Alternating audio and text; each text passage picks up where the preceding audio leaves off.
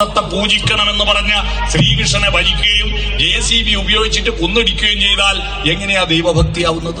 മനസ്സുണ്ടോ? ഉണ്ട്. കണക്കറിയുന്ന പട്ടിയുണ്ടല്ലോ, പട്ടിക്ക് കണക്കറിയാലോ. നിങ്ങൾ വീതി കുറഞ്ഞ ഈ റോഡ് മേലെ സ്കൂട്ടറും കൊണ്ട് വരുമ്പോ റോഡിന്റെ പകുതിക്ക് ഒരു പട്ടി കിടക്കും. നിങ്ങൾ ഓണടിച്ചു നോക്ക്, പട്ടി തലവന്തിച്ച് നോക്കി സ്കൂട്ടറാണ്ടെന്ന് കണ്ട മൈൻഡ് ഇല്ല. കാരണം സ്കൂട്ടറിൽ പോകേണ്ട വീതി ആടിയുണ്ട്, ആ കണക്കറിയാലോ. തൊട്ട് പറയും ലോറിയോ കാറോ വന്നോക്കട്ടെ, നായി എണീറ്റ് മാറിത്തരും. കാരണം ലോറിക്ക് വീതി കൂടുതലാണെന്ന് സ്കൂട്ടറിന് വീതി കുറവാന്നുള്ള കണക്ക് നായ്ക്കറിയാം. നമ്മളെ കൂട്ടത്തിലെ ചില നായിയൊക്കെ ഈ കണക്കറിയില്ല. കണ്ടെടുത്ത് വെച്ചു കണ്ടില്ലേ, കണ്ടെടുത്ത് വെച്ച് വേറെ ആൾക്ക് പോകണമെന്നുള്ള ഒരു ചിന്തയുണ്ടാവില്ല. ഞാൻ പറഞ്ഞു വന്നത്, മാഷോട് പോയി ചോദിക്കണോ, വീട്ടിലെത്തുമ്പോ ഒന്നാ വലുത്, സ്കൂളിലെത്തുമ്പോ രണ്ടാ വലുത്, ചോദിക്കണം കേട്ടാ. Okay, thank you. ഉത്സവം കഴിഞ്ഞ് തിരിച്ചു പോകുമ്പോൾ ഈ ഗ്രാമത്തിനും നിങ്ങളുടെ അന്തരാത്മാവിനും ഒരു പ്രത്യേക സമാധാനവും ആനന്ദവും ലഭിക്കണം. ആനന്ദത്തിന് പല മാർഗങ്ങളുണ്ട്, മനുഷ്യർക്കും പ്രകൃതിക്കുമൊക്കെ. ഒരു കുയിലിന് മാവിന്റെ തളിര് തിന്നാൽ, മൃദുലമായ തളിര് തിന്നാൽ അതിന് നല്ല സുഖവും ആനന്ദവും ഉണ്ടാകും. മാന്തളിർ തിന്നു മതിച്ചോരീളം കൂയിൽ പൂന്തേൻ കൂഴമ്പാൽ നിൻ കർമ്മയുഗ്മം ചാലേ നീറപ്പാനായുന്മേഷമേളത്തോ ഉടക്കൂഴലിടയ്ക്കുതീടുന്നു. എൻ കുഞ്ഞൂറങ്ങിക്കൊൾ, എൻ കുഞ്ഞൂറങ്ങിക്കൊൾ, എൻ കുഞ്ഞൂറങ്ങിക്കൊൾ എന്റെ തങ്കം. കേരളത്തിൽ മഹാഭൂരിപക്ഷം വിദ്യാർത്ഥികളും പഠിച്ചൊരു താരാട്ടുപാട്ടാണ്. ഒരു കുറുക്കനോ ഒരു കുറുനരിക്കോ സംബന്ധിച്ച് നല്ല ഭക്ഷണം കിട്ടിയാൽ അതിന് ആനന്ദമായിട്ട് അത് നീട്ടി ഊരിയിടും. ഒരു ആനയെ സംബന്ധിച്ച് ഭക്ഷണത്തെക്കാൾ പ്രധാനം അതിന് നല്ല വെള്ളത്തിൽ കുളിക്കാനോ നല്ല മണ്ണ് ദേഹത്ത് പൂശാനോ കഴിഞ്ഞാൽ ആനന്ദമുണ്ടാകും. ഈ ആനന്ദങ്ങളെല്ലാം തന്നെ വയറ് നിറയുമ്പോൾ, ശരീരപൂരിതമാകുമ്പോൾ ഉണ്ടാകുന്ന ആനന്ദമാണ്. എന്നാൽ ഹൃദയവും മനസ്സും നിറഞ്ഞ് പദാർത്ഥനിഷ്ഠമല്ലാതെ ചിന്താനിഷ്ഠവും ആർദ്രനിഷ്ഠവും സൗന്ദര്യബോധാധിഷ്ഠിതവും ധാർമ്മികനിഷ്ഠവുമായ ആനന്ദമുണ്ടാകുന്ന ഒരേ ഒരു ജീവി മനുഷ്യനാണ്. അതുകൊണ്ട് ആനന്ദത്തിന്റെ ഉറവിടങ്ങൾ ഈ പ്രകൃതിയിൽ എല്ലായിടത്തും കണ്ടെത്താൻ മനുഷ്യന് കഴിയും.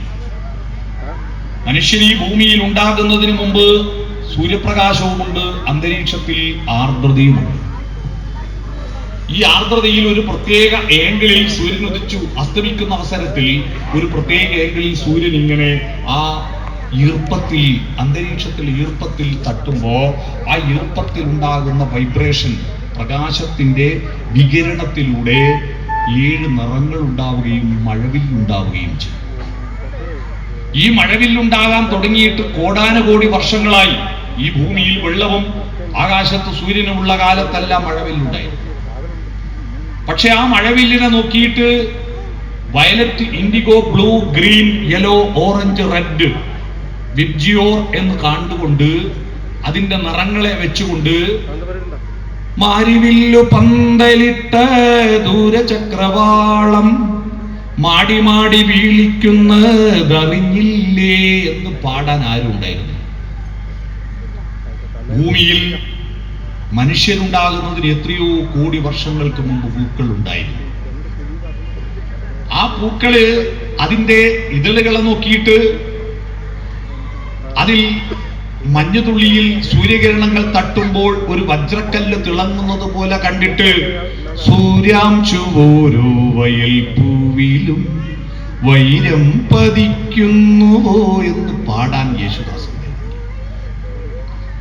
ആ പൂക്കളെ നോക്കിയിട്ട്, ആ പൂക്കളെ ഇറുത്തെടുത്തിട്ട് തുളസിക്കതിർ നുള്ളിയെടുത്ത് കണ്ണനൊരു പൂജയ്ക്കായി പൊട്ടാത്ത നൂലിൽ കെട്ടാൻ ആരുണ്ടായിരുന്നില്ല.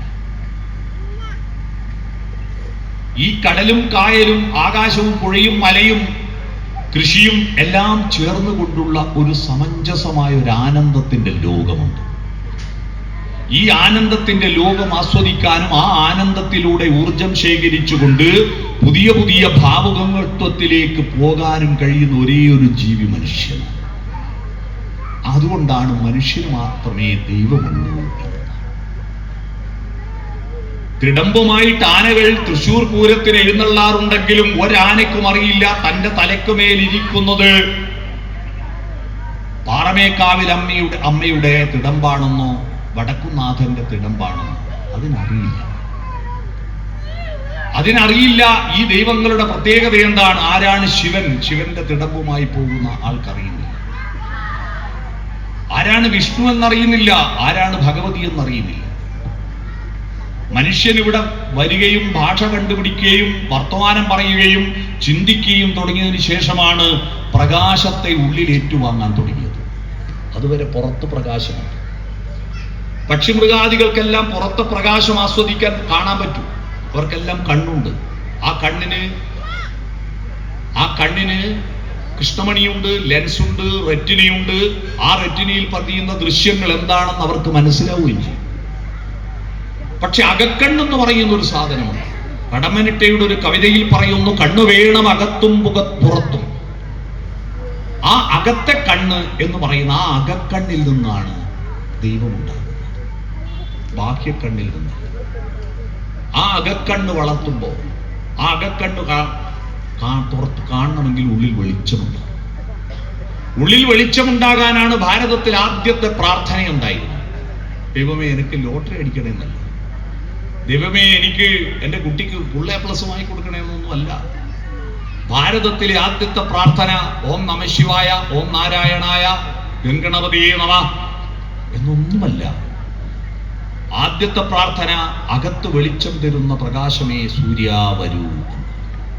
അപ്പൊ രണ്ട് ലോകമുണ്ട്, ബാഹ്യലോകവും ആന്തരികവും.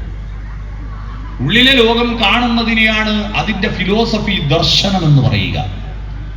നമ്മുടെ ഭാരതത്തിലെ ദൈവവിശ്വാസത്തിന്റെ ഏറ്റവും പ്രധാനപ്പെട്ട അടിത്തറ ആന്തരികമായ ദർശനമാണ്, ബാഹ്യമായ ദർശനമല്ല. ഉച്ചിയിലിരുമൂടി കിട്ടുമായി വരുന്നു ഞാൻ, അച്ഛൻ കോവിലയ്യപ്പ രക്ഷയേകൂ. സത്യമാം 18 തൃപ്പടിയേറുമ്പോൾ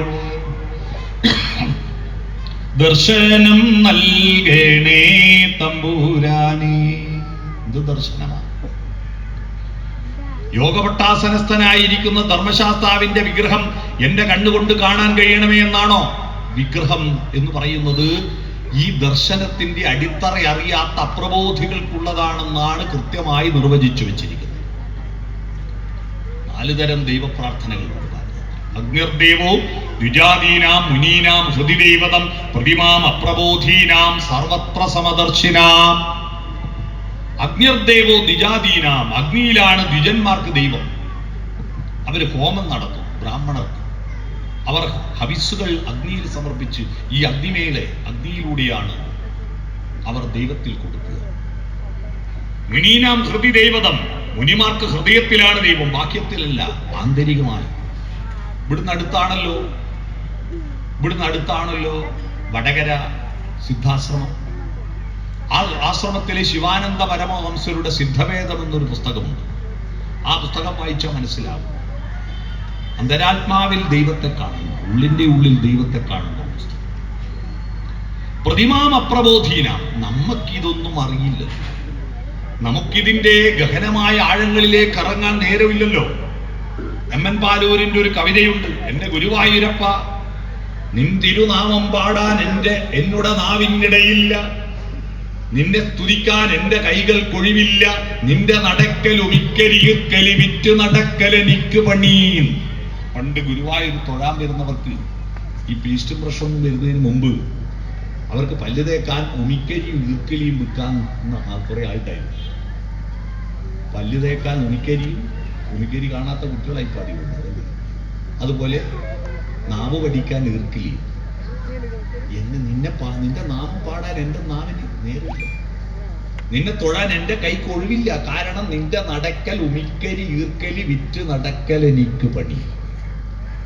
ജീവിത പ്രയാസങ്ങളിൽ അതിജീവനത്തിനു വേണ്ടിയിട്ടുള്ള പോരാട്ടത്തിനിടയിൽ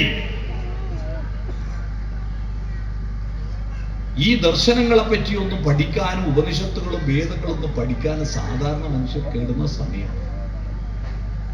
അവരെ സംബന്ധിച്ച് നമ്മൾ കെമിസ്ട്രീന്റെ ടീച്ചർ ലാബറട്ടറിയിലൊന്നും കൊണ്ടുപോകാൻ നേരമില്ലാതിരിക്കുമ്പോൾ വിരല് കാണിച്ചിട്ട് ഒരു ടെസ്റ്റ് ട്യൂബാണെന്ന് വിചാരിക്കുക എന്ന് പറയില്ലേ, അതുപോലെ ഇത് ദൈവമാണെന്ന് സങ്കല്പിക്കുക. പ്രതിമയിൽ, പ്രബോധികൾക്ക് പ്രതിമയിലാണ് ദൈവം. നാലാമത്തെ ഒരു ദർശനം, അതാണ് ഭാരതം ലോകത്തിന് സംഭാവന ഇത്ര മനോഹരം. സർവത്ര സമദർശിന, സമദർശികൾക്ക് എല്ലായിടത്തും ദൈവമാണ്.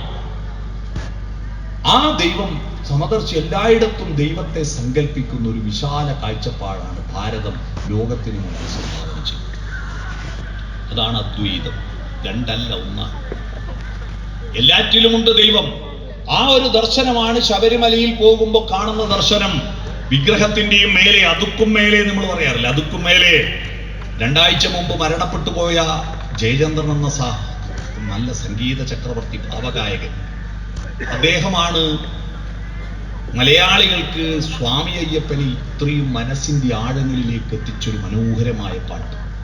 സ്വാമി ശരണം ശരണമെന്റെ അയ്യപ്പ, സ്വാമിയല്ലാതൊരു ശരണമില്ലയ്യപ്പ, ഹരിഹര സുഗനെ ശരണം പൊന്നയ്യപ്പ, അവിടുന്നല്ലാതൊരു ശരണമില്ലയ്യപ്പ. പാട്ട് കേട്ടിട്ട് അതിലൊരു വരി, ആദ്യത്തെ അനുപല്ലവി, ഹരിശ്രീതൻ മുത്തുകൾ വിരൽ പൂവിൽ വിടർത്തിയ ഗുരുവിന്റെ ശ്രീപദങ്ങൾ വണങ്ങി, ശിരസിൽ നിരുമുടി കെട്ടുകളും താങ്ങി, 18ാം പടി കേറി ഭഗവാനെ തൊഴുമ്പോ അവിടെ കാണാം ആ ദർശനം. എന്താണത്? ചാന്ദാഗ്യോപനിഷത്തിൽ ഉദ്ദാലകാരുണി ശ്വേതകേതു സംവാദത്തിലൂടെ ഉയർന്നു വന്നിരിക്കുന്ന ദർശനമുണ്ട്. ഈ കാണുന്നതെല്ലാം ഞാനും, ഈ കാണുന്നതെല്ലാം നീയുമാണ്. അഹം ബ്രഹ്മാസ്മി തത്വമസി, ഞാനും നീയും വേറെയല്ല. അതാണ് തത്വമസി ശബരിമലയുടെ മേലെ കാണുന്നത്. അതാ ദർശനം. ഈ വെളിച്ചം നമ്മുടെ ഉള്ളിൽ ഇല്ലാത്തത് കൊണ്ടാണ് ഉപരിപ്ലവമായ ഭക്തിയും പ്രാർത്ഥനകളും ഉത്സവങ്ങളും തറകളും ഘോഷയാത്രകളും ഒക്കെ വളരുന്നത് കൊണ്ടാണ് ഭക്തി വളരുമ്പോഴും അതിനാനുപാതികമായി നമ്മുടെ നാട്ടിൽ സ്നേഹം വളരാത്തത്, അതിനാനുപാതികമായി ധർമ്മം വളരാത്തത്, അതിനാനുപാതികമായി മൂല്യബോധം വളരാത്തത്, അതിനാനുപാതികമായി സംസ്കാരം വളരാത്തത്. അമ്പലങ്ങളും സ്കൂളുകളും എത്ര നന്നായി, പണ്ട് നമ്മൾ പഠിച്ച സ്കൂൾ പോലെയാണോ ഇപ്പോഴത്തെ സ്കൂൾ? എത്ര നല്ല സ്കൂളാണ്, എത്ര നല്ല ടെക്സ്റ്റ് ബുക്കാണ്, എത്ര നല്ല അധ്യാപകരാണ്, എന്ത് നല്ല കരിക്കുലമാണ്. അമ്പലങ്ങളോ? അന്തിത്തിരി കത്തിക്കുവാൻ പോലും കഴിവില്ലാത്ത ആയിരക്കണക്കിന് അമ്പലങ്ങൾ ഉണ്ടായിരുന്നു നമ്മുടെ നാട്ടിൽ. ഇന്ന് BPL ലിസ്റ്റിൽപ്പെട്ട ഏതും അമ്പലമുണ്ട്? ഇല്ല. എല്ലാ അമ്പലങ്ങളും ദാരിദ്ര്യരേഖയെ മറികടന്നു നല്ല ഉത്സവമാണ്. എത്ര നല്ല ശ്രീകോവിലാണ്, എത്ര നല്ല നടപ്പന്തലാണ്, തിടപ്പള്ളിയാണ്, കൊടിമരമാണ്, അഗ്രശാലയാണ്, ചുറ്റമ്പലമാണ്. എല്ലാം ഗംഭീരമാകുന്നു. ഉത്സവങ്ങളും ഗംഭീരമാകുന്നു, ഘോഷയാത്രകൾ ഗംഭീരമാകുന്നു. ഒരു കമ്മിറ്റിയും കടത്തിലാവുന്നില്ല. ഇഷ്ടംപോലെ വഴിപാടും സംഭാവനയും കിട്ടുന്നു. അപ്പോ അമ്പലങ്ങളും ഉത്സവങ്ങളും പ്രാർത്ഥന, ഭക്തജനങ്ങളുടെ എണ്ണവും കൂടുന്നു, അതും കൂടുന്നു. എല്ലാ കുട്ടികളും പഠിക്കുന്നു, അക്ഷരമറിയാത്ത ആരുമില്ല. ഇതൊക്കെ എന്തിനാ ലക്ഷ്യം വെക്കുന്നത്? ദൈവത്തിനാണ്. ഇതൊക്കെ ചെയ്തിട്ട് ദൈവം ശക്തിപ്പെടാനാണോ? ദൈവം എന്ന് പറയുന്നത് ശക്തിപ്പെടുക. ദൈവം സർവശക്തനായ ദൈവത്തിനെ പിന്നെയും ശക്തിപ്പെടുത്തണം. ഒരു വൈദ്യര് മരുന്നരക്കാൻ പറഞ്ഞു. വൈദ്യർക്ക് കണ്ണ് കാണില്ല. അപ്പൊ അരച്ചിട്ട് കാലിന് പുരട്ടുന്നതാണ്, വെണ്ണ പോലെ അരയണമെന്ന് പറഞ്ഞു. ചെറുപ്പക്കാരെ അരച്ചിട്ട് വൈദ്യരെ കയ്യിൽ കൊണ്ടു. ആയിട്ടുണ്ടോ? വൈദ്യര് പിടിച്ചു നോക്കും, കണ്ണ് കാണില്ലല്ലോ. ആയിട്ടില്ല, വെണ്ണയാ പോലെ ആയിട്ടില്ല. പലതവണ അരച്ചിട്ടും വൈദ്യർക്ക് തൃപ്തിയാവുന്നില്ല. അത് ഈ ആയുർവേദ മരുന്നിന്റെ ഒരു പ്രത്യേകത, അതിന്റെ ഓരോ ജീവഗണത്തിലും ഉണർന്നുദ്ദീപ്തമായി ധർമ്മ സംസ്കാരോപാസന ശക്തിയായി ഒരു മാസ്മരിക ലോകമുണ്ട്. ഓരോ ജീവഗണത്തിനും അകത്ത് ഒരു വലിയ അത്ഭുതം, ഒരു ഊർജമുണ്ട്. ആ ഊർജം പുറത്തു വരണമെങ്കിൽ സയൻസിൽ പറയുന്നത് piezo electricity is a electricity which is produced when a crystal is squeezed എന്ന്. ഒരു ക്രിസ്റ്റലിനെ സ്ക്വീസ് ചെയ്യുമ്പോൾ, ഞെക്കിയമർത്തുമ്പോൾ അതിന്റെ അകത്തുള്ള ഒരു ഇലക്ട്രിസിറ്റി ഊർജം പുറത്തു വരും. അതിന് ആ ഒരു കണ്ടുപിടുത്തത്തിൽ നിന്നാണ് ആറ്റം ബോംബിലേക്ക് എത്തിച്ചേർന്ന കണ്ടുപിടുത്തം ഉണ്ടായത്, പിസോ ഇലക്ട്രിസിറ്റിയിൽ നിന്ന്. അതുപോലെയാണ് ഇത് ഞെക്കി അരയുമ്പോഴാണ് അതിന്റെ മൂല്യം പുറത്തു വരിക. അതുകൊണ്ടാണ് നമ്മൾ ഈ മിക്സിയിലിട്ട് അരച്ച ചമ്മന്തിക്ക് ടേസ്റ്റ് ഇല്ല, അമ്മിയിലിട്ട് അരച്ച ചമ്മന്തിക്ക് നല്ല ടേസ്റ്റ് ഉണ്ടെന്ന് പറയാൻ കാരണം മിക്സിയിൽ ഇങ്ങനെ ബ്ലേഡ് കൊണ്ട് നുറുക്കലല്ലാതെ ഇത് ഞെക്കി അരക്കലില്ലല്ലോ. അമ്മിയിലിട്ട് അരക്കുമ്പോൾ ഞെക്കി അരക്കലാണ്, അതിന്റെ യഥാർത്ഥ സത്ത് പുറത്തു വരും. അത് കഴിച്ചാൽ ഔഷധമാണ്, അതിന് വയറ്റിൽ ഒരു കുഴപ്പം ഉണ്ടാവില്ല. മറ്റേത് നുറുക്കല. പ്രത്യേകിച്ച് തേങ്ങയെല്ലാം ഒപ്പിക്കാം. മുളകില്ലേ, മുളക് നുറുക്കി അരച്ചാൽ ഇത് നുറുങ്ങുക എന്നല്ലാതെ ആ നുറുക്ക് മുഴുവൻ വയറ്റിന് പോയി പറ്റിയിട്ടാണ് അൾസർ പോലുള്ള സൂക്കേട് വരുന്നത്. എന്നാ അമ്മിയിലിട്ട് 2 വലി വലിച്ചാൽ അത് ക്ലിയറായി. അപ്പൊ ഈ വൈദ്യർക്ക് ഇത് തൃപ്തിയാവുന്നില്ല, ആയിട്ടില്ല, അരഞ്ഞിട്ടില്ല എന്ന് പറഞ്ഞിട്ട് പൊടിച്ചു നോക്കിയിട്ട് ആയിട്ടില്ല എന്ന് പറയുന്നു. സഹികെട്ട ചെറുപ്പക്കാര് വെണ്ണ പോലെ അരയണമെന്ന് പറഞ്ഞിട്ട് അവസാനം ആത്ത് പോയിട്ട് കുറച്ച് വെണ്ണ എന്നെ എടുത്തുകൊണ്ടെത്തിട്ട് വൈദ്യരെ കൈ നോക്കും. ഇയാൾക്ക് കണ്ണ് കാണാത്തതുകൊണ്ട് വെണ്ണയാണോ മരുന്നാണോ തിരിയില്ല. വെണ്ണ കൊടുത്തിട്ട് പറഞ്ഞു, എങ്ങനെയുണ്ട് വൈദ്യരെ, മരുന്നായിട്ടുണ്ടോ? വെണ്ണ പിടിച്ചു നോക്കിയിട്ട് വൈദ്യരെ പറഞ്ഞു, ആയിട്ടില്ലോ, വെണ്ണ പോലെ അരയണമെന്ന് പറഞ്ഞിട്ട് പറഞ്ഞ് മടക്കിയാണ്. വെണ്ണ പോലും മടക്കുക, വെണ്ണ പോലെ അരയണമെന്ന് പറഞ്ഞു. അതുപോലെ എല്ലാം തികഞ്ഞിരിക്കുന്ന ദൈവത്തെ, ശക്തിപ്പെട്ടിരിക്കുന്ന ദൈവത്തെ പിന്നെ നമ്മൾ വകയിൽ ശക്തിപ്പെടുത്തണോ? വേണ്ട. ശക്തിപ്പെടുത്തേണ്ടത് എവിടെയാ? ശക്തിപ്പെടുത്തേണ്ടത് ആ ദൈവത്തിന്റെ ശക്തിയെ നമ്മുടെ ഹൃദയത്തിലേക്ക് ആവാഹിച്ച്, മനസ്സിലേക്ക് ആവാഹിച്ച്, നമ്മുടെ കർമ്മങ്ങളിലേക്ക് ആവാഹിക്കുന്ന പ്രക്രിയക്കാണ് പ്രാർത്ഥനാ ഭക്തി എന്ന് പറയാ. ഭക്തൻ എന്ന വാക്കിന്റെ അർത്ഥം അറിയാമോ? ഭക്തൻ എന്ന വാക്കിന്റെ അർത്ഥം വഴിപാട് കഴിച്ചവൻ, ജപിച്ചവൻ, ചന്ദനം പൂശിയവൻ, പൊട്ടുതൊട്ടവൻ ഒന്നുമല്ല ഭക്തൻ. ഭക്തൻ എന്ന വാക്കിനർത്ഥം ഭ എന്ന് പറഞ്ഞാൽ പ്രകാശം എന്നാണ്. പ്രകാശം ഉള്ളിലേന്തിയവനാണ് ഭക്തൻ. ആ പ്രകാശത്തെയാണ് ആദ്യം പ്രാർത്ഥിച്ചത്. മനസ്സാകുന്ന പത്മതീർത്ഥത്തെ, പത്മതീർത്ഥമേ ഉണരു, മാനസ പത്മതീർത്ഥമേ ഉണരു, അഗ്നിരഥത്തിലുദിക്കുമുഷസ്സിനർഘ്യം നൽകൂ, ഗന്ധർവസ്വരഗംഗയൊഴുകൂ, ഗായത്രികൾ പാടൂ. അർഘ്യം കൊടുക്കണം. എന്താ അർഘ്യം അറിയാവോ? ഒരതിഥി വീട്ടിൽ വന്നാൽ അയാൾ പിരിവിന് വന്നാവട്ടെ, ശകാരിക്കാൻ വന്നാകട്ടെ, നോട്ടീസ് തരാൻ വന്നാവട്ടെ, കുശലാന്വേഷണത്തിന് വന്നാകട്ടെ, ആരായാലും വന്ന അതിഥി ദൈവമാണ്. അതിഥി ദേവോ ഭവ. വന്ന ആളെ സ്വീകരിക്കാൻ കാല് കഴുകാൻ വെള്ളം കൊടുക്കുക, കുടിക്കാൻ വെള്ളം കൊടുക്കുക. അത് അർഘ്യപാദ്യാദികൾ. പണ്ട് കാല് കഴുകാൻ വെള്ളം കൊടുക്കാൻ കാരണം ആർക്കും ചെരുപ്പുമില്ല, നാട്ടിലെടിയും കക്കൂസും ഇല്ല. അതുകൊണ്ട് ഇയാൾ എന്തെല്ലാം ചവിട്ടിയിട്ടാ വരുന്നതെന്ന് അറിയാത്തതുകൊണ്ട് ആവും നാത്ത് കയറ്റണം എന്ന് വെച്ചിട്ടാണ് കാല് കഴുകാൻ വെള്ളം കൊടുക്കുന്നത്. ഇപ്പൊ എല്ലാവരുടെയും കക്കൂസുമായി, എല്ലാവർക്കും ചെരുപ്പുമായി. അതുകൊണ്ട് കാല് കഴുകാൻ വെള്ളം കൊടുത്തില്ലേ കുഴപ്പമൊന്നുമില്ല കേട്ടോ. പക്ഷെ കുടിക്കാൻ വെള്ളം കൊടുക്കണ്ടേ? കാല് കഴുകാൻ വെള്ളം എന്നാല്ല ഇപ്പൊ കാല് കഴുകാൻ വെള്ളം കൊടുക്കുന്ന ഒരൊറ്റൊരാക്ക. കല്യാണം കഴിഞ്ഞിട്ട് നവവധുവിനെ ഭർത്താവിന്റെ വീട്ടിലേക്ക് കയറ്റുമ്പോ അമ്മായിയമ്മ വിളക്കും പിടിച്ചെടുത്ത് നിൽക്കുമ്പോ ഒരാളുടെ കിണ്ടിയും വെള്ളം കൊണ്ടുവന്നിട്ട് കാല് കഴിക്കും. ഇതെന്താ ഓളെ കാല് മാത്രം വേറെ ആരെ കാലിനും വൃത്തിയേടില്ലേ? ഈ പെണ്ണിന്റെ കാലിന് മാത്രം എന്താ വൃത്തിയേട്? അതൊന്നും അല്ല. ആ കാല് കഴുകുമ്പോ അമ്മായിയമ്മ അതിനൊരു പ്രതീകമാണ്. അമ്മായിയമ്മ ഓളോട് പറയണം, നിന്റെ വീട്ടിലുള്ള ഒരു വൃത്തികെട്ട ശീലം ഇങ്ങോട്ട് കയറ്റണ്ട, ഇവിടെ കഴുകി കളഞ്ഞേക്കണം. അതാണ് ഈ കാല് കഴിക്കുന്നതിന്റെ അർത്ഥം. അവിടെ പുതിയൊരു ജീവിതം തുടങ്ങുക. പഴയ സ്ലേറ്റ് മാറ്റി പുതിയ സ്ലേറ്റ് തുടങ്ങുകയാണെന്നാ. കുടിക്കാൻ വെള്ളം കൊടുക്കണം ഒരാൾ വീട്ടിൽ വന്നാൽ. വന്ന ഉടനെ പല സ്ഥലത്തും ഞാൻ പ്രസംഗിക്കാൻ പോയാല് ചെന്ന് കയറി അപ്പാട് വിളിക്കും പ്രസംഗിക്കാൻ. നിങ്ങളെന്തോ കുടിച്ചനോ ചോദിക്കില്ല. എന്നാൽ ഇവിടെയുള്ള ആദിത്യ മര്യാദ ഒരു കുറച്ച് ഓവറായി പോയി, അതുകൊണ്ട് ഉറക്കു വരുന്നു. എന്തെല്ലാം തിന്നാൻ തന്നപ്പോ വന്ന ആള് വാർത്താനെല്ലാം പറഞ്ഞ് പോവാൻ നോക്കുമ്പോ നിങ്ങൾക്ക് ചായങ്ങാറ്റം വേണോന്ന് ചോദിക്കുന്ന വൃത്തികെട്ട സുഖാട്ടാ. വന്ന ഉടനെ ചായയോ ഹോർലിസ്റ്റോ ബൂസ്റ്റോ ഒന്നും വേണ്ട, ഒരു ഗ്ലാസ് വെറും വെള്ളം കൊടുക്കുക. സൂര്യൻ ഉദിച്ചു വരുമ്പോൾ സൂര്യന്റെ പാദങ്ങളിൽ വെള്ളം നനയ്ക്കുന്ന ഒരു പ്രക്രിയയുണ്ട് പ്രഭാതത്തിൽ. സൂര്യന്റെ പാദങ്ങൾ ഏതാ? നമ്മുടെ വൃക്ഷങ്ങളാണ്, ചെടികളാണ്. ആ ചെടികൾക്ക് നനച്ചു കൊടുത്താൽ മതി രാവിലെ. സൂര്യൻ അർഘ്യം കൊടുക്കുന്ന തുല്യമാണ്.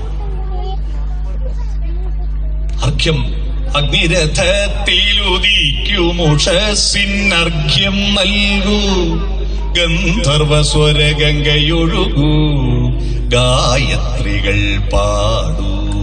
ഓം സത്സവിതുർവരേണ്യം ഭർഗോ ദേവസ്യ ധീമഹി ധിയോ യോ ന പ്രചോദയാത്.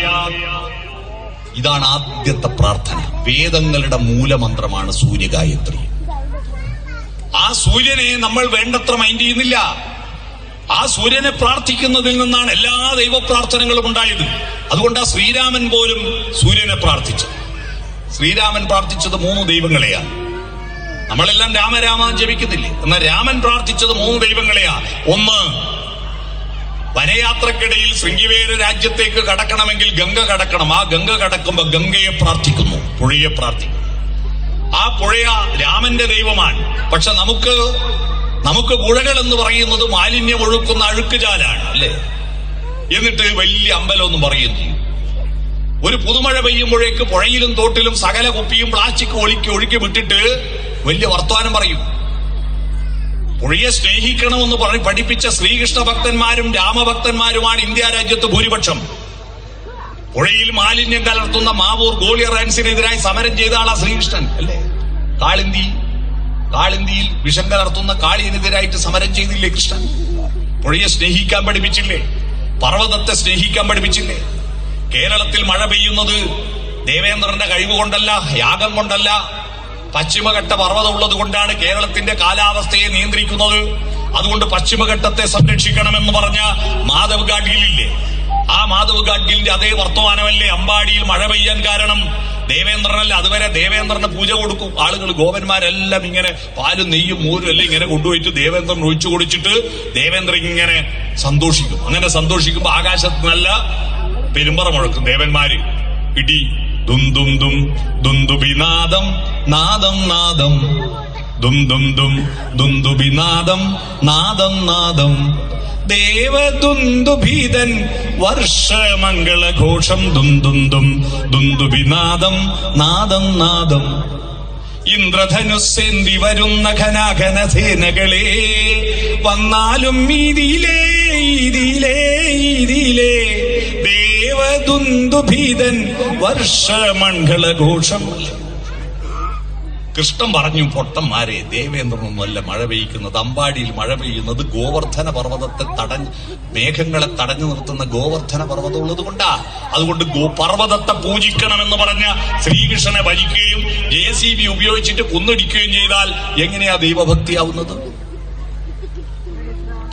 നമ്മുടെ നാട്ടിലെ ഏറ്റവും പ്രധാനപ്പെട്ട ആള് ആരാ? JCB ആണല്ലോ. എല്ലാത്തിനും JCB ആണല്ലോ. എന്താ JCBന്റെ ഫുൾ ഫോം അറിയാവോ? എന്താ JCB? ഞാൻ കഴിഞ്ഞ ദിവസം ഒരു സ്ഥലത്ത് ചോദിച്ചപ്പോ ഒരു കുട്ടി പറഞ്ഞു, JCB എന്ന് പറഞ്ഞാൽ ജോറായിട്ട് കോരലും പാരലും. JCB ജോസഫ് സിറിൽ ബംഫേർഡ് എന്ന് പറയുന്ന ആള്, അയാളാണ് ഇതിന്റെ കമ്പനിയുടെ ആള്. അയാളെ പേരിന്റെ ഷോർട്ടാ ജോസഫ് സിറിൽ ബംഫേർഡ്. അതാ JCB കൂടി കിട്ടിയോ. അതാണിപ്പോ നമ്മുടെ വികസനത്തിന്റെ പ്രധാനപ്പെട്ട മാനദണ്ഡം, കുന്നടിക്കൽ. അപ്പോ പ്രകൃതിയെ സംരക്ഷിക്കണമെന്ന് പറഞ്ഞ കൃഷ്ണൻ, പുഴയെ സ്നേഹിക്കണമെന്ന് പറഞ്ഞ കൃഷ്ണൻ, ആ കൃഷ്ണന് പുഴയോട് ഇഷ്ടം ഉണ്ടാക്കിക്കൊടുത്തൊരു യശസ് കൊടുത്തൊരു സ്ത്രീ ഉണ്ട്, അറിയുമോ? കൃഷ്ണന്റെ യശസ് കൊടുത്തൊരു സ്ത്രീ അറിയാമോ? കൃഷ്ണൻ ഒരു ദിവസം ഓടക്കുഴലുമായിട്ട് യമുനാ നദിയുടെ തീരത്ത് പോയിരുന്നിട്ട് രാഗങ്ങളോരോന്നേ ഗോകുല നായകൻ മേളം കലർന്നങ്ങോ പാടും നേരം. അപ്പം പാട്ടങ്ങ് നിർത്തി. എന്താ കണ്ണാ നിർത്തിയെന്ന് ചോദിച്ചപ്പോ കൃഷ്ണൻ ചോദിച്ചു, അല്ല, യമുനയുടെ ഓളങ്ങൾ കരയിലേക്ക് വരുന്നുണ്ട്, എന്താ ഒന്നും തിരിച്ചു പോവാത്തത്? ന്യായമായൊരു ചോദ്യമല്ലേ? കുട്ടികളെ ചോദ്യങ്ങളാണ് പ്രധാനം. അമ്മമാരും രക്ഷിതാക്കളും ശ്രദ്ധിക്കേണ്ടത് ചോദ്യമാ പ്രധാനം, ഉത്തരമല്ല പ്രധാനം. നമ്മളെ കുട്ടികൾ ഉത്തരം പഠിക്കുന്നു, തെറ്റാണത്. ഉത്തരം പഠിക്കുകയല്ല വേണ്ട, ഉത്തരത്തിലെത്തണം. ഞാൻ സിമ്പിളായിട്ടൊരു ചോദ്യം നിങ്ങളോട് ചോദിക്കാം. ഉള്ളവരില്ലാത്തവരോടാണോ ചോദിക്കേണ്ടത്, ഇല്ലാത്തവരുള്ളവരോടാണോ ചോദിക്കേണ്ടത്? നിങ്ങൾ ആലോചിച്ചു. എന്റെ കയ്യിൽ ഡയറി ഉണ്ട്, നിങ്ങളുടെ കയ്യിൽ ഡയറി ഇല്ല. നിങ്ങൾക്ക് ഡയറി വേണമെങ്കിൽ ഇല്ലാത്ത നിങ്ങൾ ഉള്ള എന്നോട് ചോദിക്കേണ്ടത്, ഉള്ള ഞാൻ ഇല്ലാത്ത നിങ്ങളോടാണ്. ഇല്ലാത്തവരുള്ളവരോടല്ലേ ചോദിക്കേണ്ടത്? അറിവുള്ളത് അധ്യാപകർക്കാണോ കുട്ടികൾക്കാണോ? അധ്യാപകർക്കാ ഒരു അറിവുള്ളത്, അറിവില്ലാത്തവർക്കാ കുട്ടികൾക്കല്ലേ. അപ്പൊ ഇല്ലാത്തവരുള്ളവരോടല്ലേ ചോദിക്കേണ്ടത്? അപ്പൊ ചോദ്യം ചോദിക്കേണ്ട ആരാ? കുട്ടികള്. ഉത്തരം പറയേണ്ട ആരാ? മാഷന്മാർ, അല്ലേ? ഇപ്പൊ ഇപ്പാരെ ചോദ്യം ചോദിക്കുന്നത്? മാഷന്മാർ. ഉത്തരം പറയേണ്ട ആരാ? കുട്ടികള്. ഉത്തരം അറിയ കുട്ടികൾ സ്കൂളിൽ പോകും. ഉത്തരം അറിയായിട്ടല്ലേ പോകുന്നത്. പിന്നെ ഏത് ഉത്തരം ചോദിക്കുന്നത്? മോളിങ്ങോട്ട് വാ, സ്റ്റേജിലേക്ക് ഏപ്പാ. ഏതാ സ്ഥലമുണ്ടാ?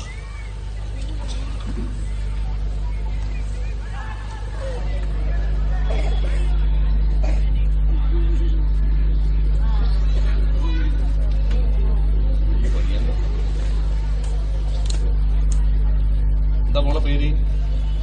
പേജ് എവിടെ ഇരിക്കും? ഇവിടെ നിൽക്കും. എത്രാം ക്ലാസ്സിലാണ് പഠിക്കുന്നത്?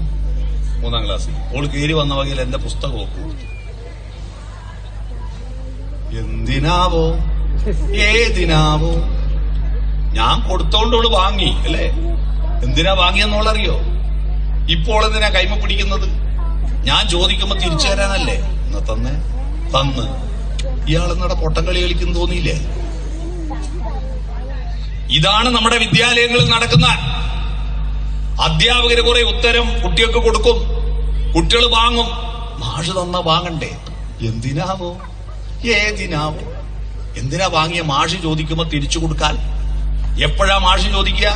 പരീക്ഷയ്ക്ക് ചോദിച്ചു, തിരിച്ചു കൊടുത്തു. ഞാൻ ചോദിച്ചപ്പോ വേദിക പുസ്തകം എനിക്ക് തന്നില്ലേ? ഇപ്പൊ വേദികയുടെ കയ്യിൽ പുസ്തകമുണ്ടോ? പരീക്ഷ കഴിഞ്ഞാൽ കുട്ടികളുടെ കയ്യിൽ ഉത്തരവുണ്ടോ? 8 കഴിഞ്ഞ് 9 8 ഉണ്ടാ? 9 കഴിഞ്ഞ് 10 9 പോയി. 10 കഴിഞ്ഞ് +1 ചേരുമ്പോ 10 പോയി. മാഷ് തന്ന മാഷക്ക് തിരിച്ചു കൊടുത്തിട്ട് പോരാൻ ഇത്ര രാവിലെ കുളിച്ചൊരുങ്ങി ഈ പുസ്തകവും കൊണ്ട് 4 ചുമരുകൾക്കുള്ളിൽ 1 കൊല്ലം മുഴുവൻ ഇങ്ങനെ ക്ലാസ്സിൽ ഇരിക്കുന്നത് എന്തിനാ? തന്നോ തിരിച്ചു കൊടുത്ത് പോരാനോ? എന്ത് വിഡ്ഢിത്തമാണ് ഈ നടക്കുന്നത്? അതിനു പകരം ചോദ്യം ചോദിക്കുന്ന കുട്ടികൾ ഉണ്ടാവണം. മനസ്സിലായോ? പിടിച്ചുപോയോ? ചോദ്യം ചോദിക്കും. ചോദ്യമാണ് പ്രധാനം. മനസ്സിലായോ? ചോദ്യമാണ് പ്രധാനം. ഞാൻ ഒരു ചോദ്യം ചോദിക്കട്ടെ? എന്റെ സ്കൂൾ എത്രാം ക്ലാസ്സാ? 3rd B. എന്റെ സ്കൂൾ 1 വലുത് 2 വലുത്? 1 2 3 എന്നുള്ള എണ്ണത്തിലേതാ വലുത്? 1 2 1 or 2 വലുത്? അങ്ങനെയൊന്നുമില്ലേ? 1 2 3 എന്നുള്ള നമ്പറിൽ ഏതാ വലിയ നമ്പർ? അല്ല 1 2 1 2 വലുത്? 2. എന്റെ അച്ഛൻ എത്ര മക്കളുണ്ട്? 1 ഉള്ളൂ അല്ലേ? എന്റെ അച്ഛന്റെ അച്ഛൻ എത്ര മക്കളുണ്ട്? 1 ഉള്ളൂ. എന്റെ അമ്മേന്റെ അച്ഛൻ എത്ര മക്കളുണ്ട്? 2 ഉണ്ട്. അമ്മേന്റെ അച്ഛൻ 2. ഒന്നാമത്തെ ആളാരാ? അമ്മ. രണ്ടാമത്തോ? ഇളയമ്മ. ആരാ വലുത്? അപ്പൊ 1 അല്ലേ വലുത്? മാഷോട് പോയി ചോദിക്കണോ? വീട്ടിലെത്തുമ്പോ 1 വലുത്, സ്കൂളിലെത്തുമ്പോ 2 വലുത്? ചോദിക്കണം കേട്ടാ. Okay, thank you. എല്ലാം ഇറങ്ങണേ. ചോദ്യം ചോദിക്കുന്ന കുട്ടികൾ ഉണ്ടാവണം. ചോദ്യം ചോദിക്കാത്തത് കൊണ്ടാണ് നമ്മുടെ രാജ്യം വേദേതിഹാസാദി വിഭൂതികളുടെ നാടാണ്. അത്ഭുത ബുദ്ധിയുള്ളവരുടെ നാടായിരുന്നു ഇന്ത്യ. നിങ്ങൾ അറിയണം, കൊളംബസ് അമേരിക്ക കണ്ടുപിടിക്കുന്നതിനും 1500 കൊല്ലം മുമ്പ് ഇന്ത്യയിൽ വേദത്തെക്കുറിച്ചും വേദാന്തത്തെക്കുറിച്ചും പ്രപഞ്ചത്തെക്കുറിച്ചും സൂര്യനെക്കുറിച്ചും നക്ഷത്രങ്ങളെക്കുറിച്ചും പഠിക്കുന്ന ശാസ്ത്രമുണ്ടായിരുന്നു. അന്ന് അമേരിക്ക എന്ന് പറഞ്ഞ ഒരു രാജ്യം കണ്ടുപിടിച്ചിട്ടില്ല. 18 പുരാണങ്ങൾ, മഹാഭാരതം എന്ന് പറയുന്ന ഒരൊറ്റ കൃതിയിൽ 1,64,000 ശ്ലോകങ്ങളും അതിൽ ഏതാണ്ട് ഒരു 20,000 കഥാപാത്രമുണ്ട്. 20,000 പേരിടണമെങ്കിൽ പണി എത്രയുണ്ട് നിങ്ങൾ ആലോചിക്കട്ടെ. ഒരു LP സ്കൂളിലെ ഹെഡ്മാഷക്ക് ആടെ പഠിക്കുന്ന 100 കുട്ടികളെ പേരറിയാമോ? അന്നേരം 20,000 ആളെ പേര് ഈ വ്യാസം തലയെ കൊണ്ട് നടന്നില്ലേ? ആലോചിച്ചോക്ക്. ചെറിയ ബുദ്ധിയാ. ആ പേരുകളൊന്നും തന്നെ അർത്ഥരഹിതമല്ല. എല്ലാ പേരിനും അർത്ഥമുണ്ടായിരുന്നു. കൃഷ്ണൻ പാട്ട് നിർത്തിയപ്പോ ചോദിച്ചു, ആ സ്ത്രീ ചോദിച്ചു, എന്താ കണ്ണാ പാട്ട് നിർത്തിയത്? അപ്പോ കൃഷ്ണൻ ചോദിക്കുക, ഈ യമുനയുടെ ഓളങ്ങൾ കരയിലേക്ക് വരുന്നുണ്ട്, ഒന്നും തിരിച്ചു പോകുന്നില്ലല്ലോ അമ്മേ, അതെന്താണ്? അതിന് മറുപടിയായിട്ട് ആ അമ്മ പറഞ്ഞു കൊടുത്തത്, നിന്റെ ഓടക്കുഴൽ വിളി കേട്ടിട്ട് പോകാൻ തോന്നാഞ്ഞിട്ടാ കണ്ണാ. കണ്ണന്റെ വേണുവിൽ നിന്നുയരുന്നൊരീണത്തിൽ പുളകിതയാമൊരു യമുന തന്നോളങ്ങൾ മുന്നോട്ടു പോകാൻ മനസ്സുവരാഞ്ഞ് താളത്തിലങ്ങിനെ തങ്ങി നിൽപ്പൂ, താളത്തിലങ്ങിനെ തങ്ങി നിൽപ്പൂ എന്ന് പാടിക്കൊടുത്ത് കണ്ണന് പുഴയെ സ്നേഹിക്കാനും മഴയെ സ്നേഹിക്കാനും കാറ്റിനെ സ്നേഹിക്കാനും പൂവിനെ സ്നേഹിക്കാനും അതിലൂടെ യശസ് ഉണ്ടാക്കാനും പഠിപ്പിച്ചൊരു സ്ത്രീയുണ്ട്. യശസ് കൊടുത്തവൾ, വരം കൊടുത്തവൾ വരദ, യശസ് കൊടുത്തവൾ യശോദ. മനസ്സിലായോ? ആ യശോദ എന്നുള്ള പേര് എങ്ങനെയാ കിട്ടിയത്? പ്രിയപ്പെട്ട അമ്മമാരെ, അച്ഛന്മാരെ, നിങ്ങൾ യശോദകളും യശോധരന്മാരുമാണോ? മക്കളെ പറ്റി എന്താ ചോദിക്കുന്നു? എങ്ങനെയുണ്ട് മോക്ക്? പഠിക്കുവോ? എന്ത് പഠിപ്പ്? മൊബൈൽ കൊണ്ടിരിക്കാതല്ലാണ്ട് എത്തുന്ന എപ്പം ഗെയിം കളിയല്ലേ? അവനവന്റെ മക്കളെ നാട്ടുകാരുടെ മുന്നിൽ അപമാനിക്കുന്ന പൂതനമാര പല അമ്മമാരും. നിങ്ങളുടെ മക്കളെ നാട്ടുകാരുടെ മുന്നിൽ അപമാനിക്കാൻ നിങ്ങൾക്കെന്ത് അധികാരം? നിങ്ങൾക്കെന്ത് അധികാരം? നമ്മുടെ മക്കളോട് വിമർശനമുണ്ട്, മുഖത്തു നോക്കി പറയാ. നാട്ടുകാരുടെ മുന്നിൽ മക്കളെ കൊച്ചാക്കരുത്. അവരൊരു വ്യക്തിയാണ്, അവർക്കും അഭിമാനമുണ്ട്. നിങ്ങൾ മക്കളെ പരസ്യമായി പുകഴ്ത്തുകയും രഹസ്യമായി വിമർശിക്കുകയും ചെയ്യുക. അത് അധ്യാപകരോടും അതാ പറയാനുള്ളത്. കുട്ടികളെ പരസ്യമായി ആക്ഷേപിക്കരുത്. ഓഫീസിൽ വിളിച്ച് രഹസ്യമായി വിമർശിച്ചോ, പരസ്യമായി ആക്ഷേപിക്കരുത്. കുട്ടികളുടെ തെറ്റ് മൊബൈലിൽ പകർത്തിയിട്ട് ലോകത്തെ മുമ്പ് കാണിച്ചു കൊടുത്ത ഭീകരനായ അധ്യാപകന് കൊടുക്കണം ആദ്യത്തെ അടി. കുട്ടി തോന്നിയാസിയാവും. തോന്നിയാസിയല്ലേ പിന്നെ കുട്ടി പഠിക്കാൻ പോവോ? ആ തോന്നിയാസത്തെ നേരായ മാർഗത്തിലേക്ക് നയിക്കാനാണ് അധ്യാപകർ. എന്നാൽ ആ കുട്ടീന്റെ തോന്നിയാസം മൊബൈലിൽ പകർത്തിയിട്ട് ലോകത്ത് കാണിച്ചു കൊടുക്കുക, അത് അധ്യാപകന്റെ ജോലിയല്ല. നമ്മുടെ കുട്ടികളിൽ നല്ലതും ചീത്തയൊക്കെ ഉണ്ടാകും. അതിൽ സംസ്കരണം നടത്തുന്ന ആളാണ് അധ്യാപകൻ. രക്ഷിതാവും അത് തന്നെയാണ്. കുട്ടികളുടെ ഉള്ളിൽ ശരീരത്തിന്റെ ചോദനകൾ ഉണ്ടാകും. പണ്ടത്തെ മാതിരി ഭക്ഷണം തിന്നുന്നു. ഈ 5ാം ക്ലാസ് 6ാം ക്ലാസ്സിൽ എത്തുമ്പോഴേക്ക് പെൺകുട്ടികൾ ഋതുമതിയാവുന്നു, ആൺകുട്ടികൾക്ക് പ്രേമക്കുരു പൊന്നുന്നു. കാരണം എന്താ? നമ്മളെല്ലാം പണ്ട് പഠിക്കുന്ന കാലത്ത് എന്തുകൊണ്ടാ ഹോർമോൺ ഉണ്ടാവേണ്ട? ഉച്ചക്കെന്നാ കറി ചക്കക്കുരു വെള്ളരിക്ക പോലെ, മോന്തിക്കോ വെള്ളരിക്കും ചക്കക്കുരു പോലെ. ഇതിനെ കൊണ്ട് എന്ത് ഹോർമോൺ ഉണ്ടാവാനാ?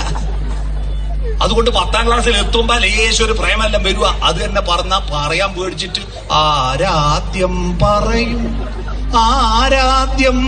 എന്ന് പറഞ്ഞ് പേടിച്ചിട്ട് അങ്ങോട്ടും ഇങ്ങോട്ടും പറയാണ്ട് അവസാനം സെന്റ് ഓഫ് ആയ ദിവസം ഓട്ടോഗ്രാഫിൽ കടലിനെ മറന്നാലും കടല് കരയെ മറന്നാലും ഞാൻ നിന്നെ മറക്കൂല എന്ന് എഴുതി 2 ബൈക്ക് പോയി. ഫേസ്ബുക്കും ഇല്ല, വാട്സപ്പും ഇല്ല, പാള കീറിയും പോയി, മോര് മറിഞ്ഞും പോയി. പിന്നെ ഒരു വിവരവും ഇല്ല. ഇപ്പൊ കുറച്ച് ഫേസ്ബുക്കും വാട്സപ്പും വന്ന് കുറച്ച് ഇറച്ചിമേലിന് തിന്നാൻ തുടങ്ങിയപ്പോ കുറേശ്ശെ ഹോർമോണെല്ലാം വീണ്ടും തിരിച്ചു വന്നപ്പോ അതാ പഴയതിനെല്ലാം അന്വേഷിച്ച് പുറപ്പെട്ടിട്ടുണ്ട്. പൂർവ്വ വിദ്യാർത്ഥി സംഗമങ്ങളല്ലേ എല്ലാടിയും. നല്ലതാട്ടാ. പൂർവ്വ വിദ്യാർത്ഥി സംഗമങ്ങളിൽ പങ്കെടുക്കുന്നവർക്ക് ആയുസ് കൂടുന്നുണ്ടെന്ന പുതിയ പഠന റിപ്പോർട്ട്. കാരണം ഇങ്ങനെ വീട്ടിലിരുന്ന് ബോറടിച്ചിരിക്കുന്നതിനല്ല ഇടയ്ക്ക് നമ്മളെ ഒന്നിച്ച് പഠിച്ച കുട്ടികളോട് വർത്താനം പറഞ്ഞിട്ട് രസത്തിൽ ഇങ്ങനെ പോകാൻ നല്ലതല്ലേ? അതിനൊന്നും പോവാത്ത ടീമുണ്ട്. ഇതെല്ലാം പോകുന്നത് ഒളിച്ചോടാനാണെന്ന് പറഞ്ഞ് പ്രചരിപ്പിക്കുന്നത് കേട്ടോ. ശുദ്ധാസംബന്ധം. അത് ഒളിച്ചോടുന്നതൊന്നും അല്ല. ഞാൻ പറഞ്ഞു വന്നത് ഇന്നത്തെ കുട്ടിയൊക്കെ എത്രയാ ഹോർമോണ്. ഈ ഗുരുവും ലഘു ഏതാണെന്ന് തീരുമാനിച്ചിട്ട മനുഷ്യനും മൃഗവും തമ്മിലുള്ള വ്യത്യാസം. മൃഗങ്ങളുടെ ഗുരു ശരീരമാണ്, മനസ്സ് ലഘുവ എന്ന് പറഞ്ഞാൽ ശരീരത്തിന് വിധേയമാണ്. ഈ ഗുരു എന്ന് പറഞ്ഞാൽ വലുത് കേട്ടോ. മാഷ് നല്ലേ ഗുരു എന്ന് പറഞ്ഞാൽ. ഗുരുതരമായ പരിക്ക് പറ്റി എന്ന് പറഞ്ഞാൽ മാഷക്ക് പരിക്ക് പറ്റിയെന്നല്ലോ, വലിയ പരിക്ക് പറ്റിയെന്ന്. ലഘു എന്ന് പറഞ്ഞാൽ ചെറുത്. ഭൂമി ഗുരുവാണ്, ആപ്പിള് ലഘുവാണ്. വലിയ ഗുരു ചെറിയ ആപ്പിളിനെ പിടിച്ചു വലിക്കുന്നതുകൊണ്ടാണ് ഭൂമിക്ക് ഗുരുത്വ ബലം ഉണ്ടാവും. അതാ ഭൂഗുരുത്വ ബലം. നിങ്ങൾ കുട്ടികളെയും കൊണ്ട് ടൗണിൽ പോയാല് കുട്ടികൾ റോഡിലേക്ക് പോകുമ്പോൾ നിങ്ങൾ പിടിച്ചു വലിക്കൂലേ? ഗുരു ലഘുവിനെ പിടിച്ചു വലിക്കൂലേ?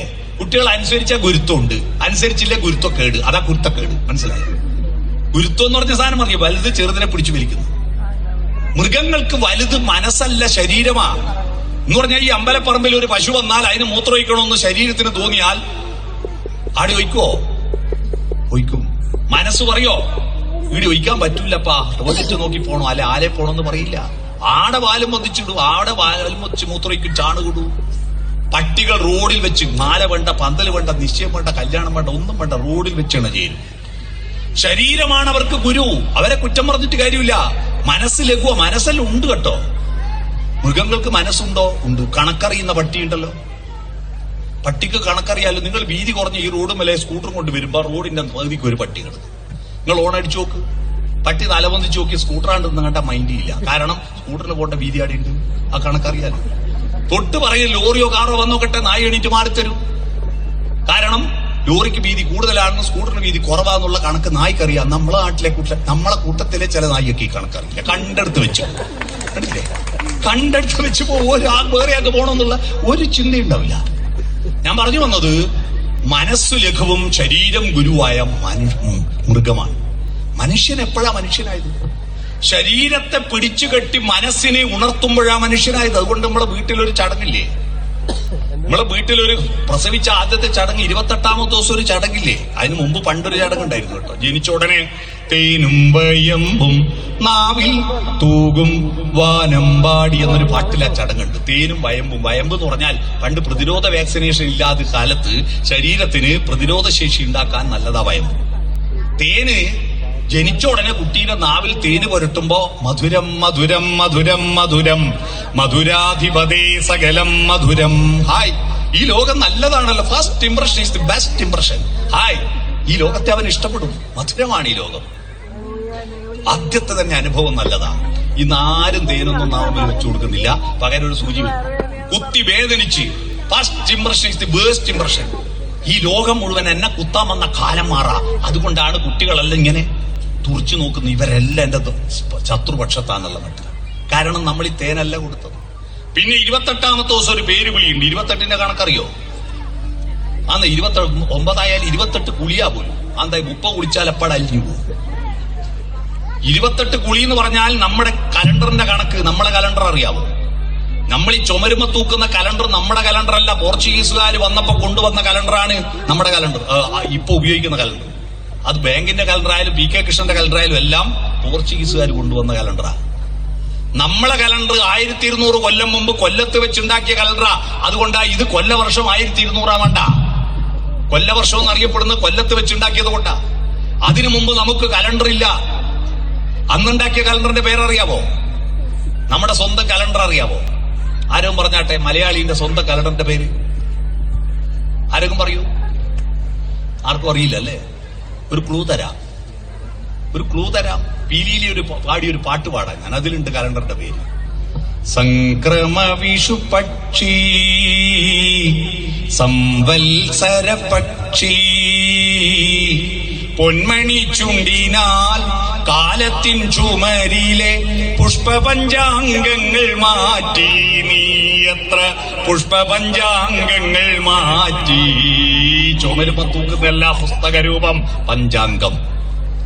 ഈ പഞ്ചാംഗം വരുന്നതിന് ശേഷം ഡേറ്റ് വന്ന് അതിനു മുമ്പ് ഓരോ ദിവസത്തിന് ഓരോ നക്ഷത്രത്തിന് വരെ അശ്വതി മുതൽ രേവതി വരെ 27 നക്ഷത്ര.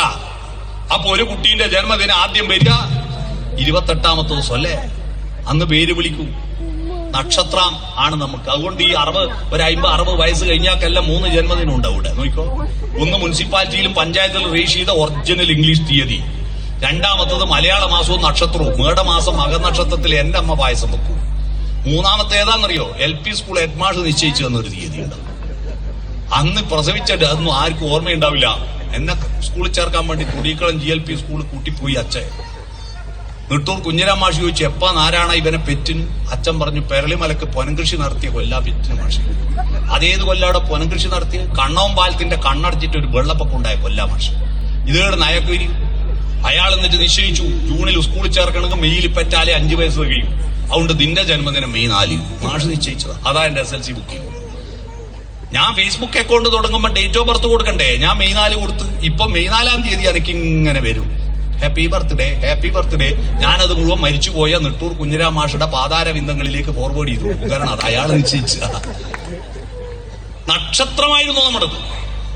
ഈ നക്ഷത്രം വെച്ചിട്ടുള്ള ഒരു കണക്കിലൊരു പ്രശ്നം വന്നു. അറിയോ നിങ്ങൾ? നക്ഷത്രങ്ങൾ വെച്ച് നോക്കുമ്പോ എന്താ പ്രശ്നം എന്ന് പറഞ്ഞാല് 27 നക്ഷത്രത്തേ ഉള്ളൂ. 27 ദിവസമേ ഉള്ളൂ നമുക്കൊരു മാസം.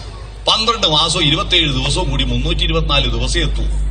നമ്മളെ ഭൂമി സൂര്യനെ ചുറ്റുന്ന മണ്ഡലം പൂർത്തീകരിക്കാം. മണ്ഡലം എന്ന് പറഞ്ഞാൽ വട്ടം പൂർത്തീകരിക്കണമെങ്കിൽ എത്ര ദിവസം വേണം? 365 ദിവസം വേണം. നമ്മളെ കയ്യിൽ 324 ഉള്ളൂ. അപ്പൊ എത്ര ദിവസത്തിന്റെ കുറവുണ്ട് മണ്ഡലം പൂർത്തീകരിക്കാൻ? 365 കിഴിക്കണം 324 സമം 41. അതാ മണ്ഡലമാസം. മനസ്സിലായോ? മണ്ഡലം കംപ്ലീറ്റ് ആക്കുന്ന മാസം മണ്ഡലമാസം. 41 ദിവസം വന്നതിന്റെ കണക്ക് അങ്ങനെയാ. ആ നക്ഷത്രം നോക്കിയിട്ട് 28ാമത്തെ ദിവസം പേര് വിളിക്കുമ്പോ പാല് കൊടുക്കുമ്പോ അരയിലൊരു നൂല് കെട്ടുമല്ലോ. എന്തിനാ ഈ നൂല് കെട്ടുന്നത്? ഞാൻ ഈ ആധ്യാത്മിക പ്രഭാഷകന്മാരോട് സ്വാമിമാരോടെല്ലാം പലരോട് ചോദിച്ചു, ഈ അരയിലെ നൂലെന്തിനാ കെട്ടുന്നു? ആരും ഒരു മറുപടി കിട്ടിയില്ല കേട്ടോ. അതെല്ലാരും കെട്ടുന്നതുകൊണ്ട് നമ്മൾ കെട്ടുന്നു, അത്ര തന്നെ. അല്ല, എന്താണെന്ന് അന്വേഷിച്ചിട്ട് ഞാൻ പാട്യം പഞ്ചായത്ത് വയോജന സംഗമത്തിൽ ഈ ചോദ്യം ചോദിച്ചപ്പോൾ റിട്ടയർഡായ സാവിത്രി ടീച്ചർ പറഞ്ഞു, ആരും ഉത്തരം പറഞ്ഞിട്ടില്ലെങ്കിൽ എനിക്ക് തോന്നുന്ന ഒരു ഉത്തരം പറഞ്ഞു തരാം. എന്താ? കുഞ്ഞിനെ ഗർഭം ധരിക്കുന്ന അമ്മ, പ്രസവിക്കുന്നത് അമ്മ, മുലയൂട്ടുന്നത് അമ്മ, എല്ലാം ചെയ്യുന്ന അമ്മ മാത്ര. പക്ഷെ കുട്ടി അമ്മേന്റെ മാത്രമല്ലല്ലോ, അച്ഛന്റെ കൂടിയല്ലേ. അപ്പൊ അച്ഛനൊരു പരാതി വേണ്ടാന്ന് വിചാരിച്ചിട്ട് 28ാമത്തെ ദിവസം കുട്ടീനെ പാർട്ടീഷൻ ചെയ്ത് രണ്ടാക്കിയിട്ട് നടുക്കൊരു അതിരിടുന്നത്. പകുതി അച്ഛന് പകുതി അമ്മ. അതിനാണ് ഈ അരയില നൂല് കിട്ടുന്നത്.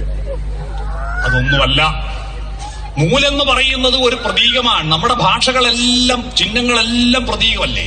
ചക്ക എന്ന് പറഞ്ഞാൽ ചക്കേന്റെ ഒച്ചയല്ലല്ലോ, എന്നാലും ചക്ക എന്ന് പറഞ്ഞാൽ നിങ്ങൾക്ക് മനസ്സിലാവുന്നില്ലേ? ചക്ക എന്ന് ബോർഡിൽ എഴുതിയ ചക്കേന്റെ ചിത്രമല്ലല്ലോ, എന്നിട്ട് ചക്കയാ നിങ്ങൾക്ക് മനസ്സിലാവുന്നില്ലേ? അതുപോലെ ചരടെന്ന് പറയുന്നത്, നൂലെന്ന് പറയുന്ന ഒരു പ്രതീകമാണ്. നൂല് പിരിച്ച് പിരിച്ച് പിരിച്ച് നീട്ടാവുന്നതാണ്. സംസ്കാരവും അത് തന്നെ. നമ്മുടെ സംസ്കാരം ഞാൻ ഒറ്റക്ക് പിരിച്ചുണ്ടാക്കിയതല്ല. എന്റെ അച്ഛനും അമ്മയും പിരിച്ചതിന്റെ ബാക്കിയാ ഞാൻ പിരിക്കുന്നത്. ഞാൻ പിരിച്ചതിന്റെ ബാക്കിയാ എന്റെ മക്കള് പിരിക്കുന്നത്. തലമുറ തലമുറ കൈമാറിയിട്ട് ഞാനിപ്പോ നിങ്ങളോട് പറയുന്ന മലയാള ഭാഷ 9-ാം നൂറ്റാണ്ടിലെ മാമ്പള്ളി ലിഖിതം മുതൽ എത്ര കവികളും സാഹിത്യകാരന്മാരും പണ്ഡിതന്മാരും തൂലികത്തുമ്പിലൂടെ, നാരായത്തുമ്പിലൂടെ, പേനത്തുമ്പിലൂടെ, നാവിൻതുമ്പിലൂടെ കൊണ്ടുവന്നിട്ട് ഉള്ള ഭാഷയാണ് ഈ ഭാഷ. ഈ ഭാഷ ഞാൻ ഒറ്റക്കുണ്ടാക്കിയതല്ല. അത് പിരിച്ചു പിരിച്ച് തലമുറകൾ നീട്ടിയതാണ്. അത് സംസ്കാരത്തിന്റെ പ്രതീകമാണ്. ആ സംസ്കാരം കൊണ്ട് ശരീരത്തെ പിടിച്ചു കെട്ടുക. മോനെ, നീ കണ്ടെടുത്ത് വിസർജിക്കരുത്, കണ്ടെടുത്ത് പോയി തിന്നരുത്, കണ്ടാളോട് തിണചേരരുത്. ശരീരത്തെ പിടിച്ചു കെട്ടുന്നു, മനസ്സിന്റെ ഭാവനകൾ ഉണർത്തുന്നു. അന്നു മുതൽ രക്ഷകർത്താവിന്റെ വീട്ടുകാരുടെ നാട്ടുകാരുടെ ജോലി അവന്റെ ശരീരത്തിന് തിന്നാൻ കൊടുക്കലുമല്ല, അവന്റെ മനസ്സിന്റെ ഭാവനകൾ വളർത്തലാണ്. അതാണ് നമ്മുടെ മനുഷ്യന്റെ രക്ഷകർത്തൃത്വം.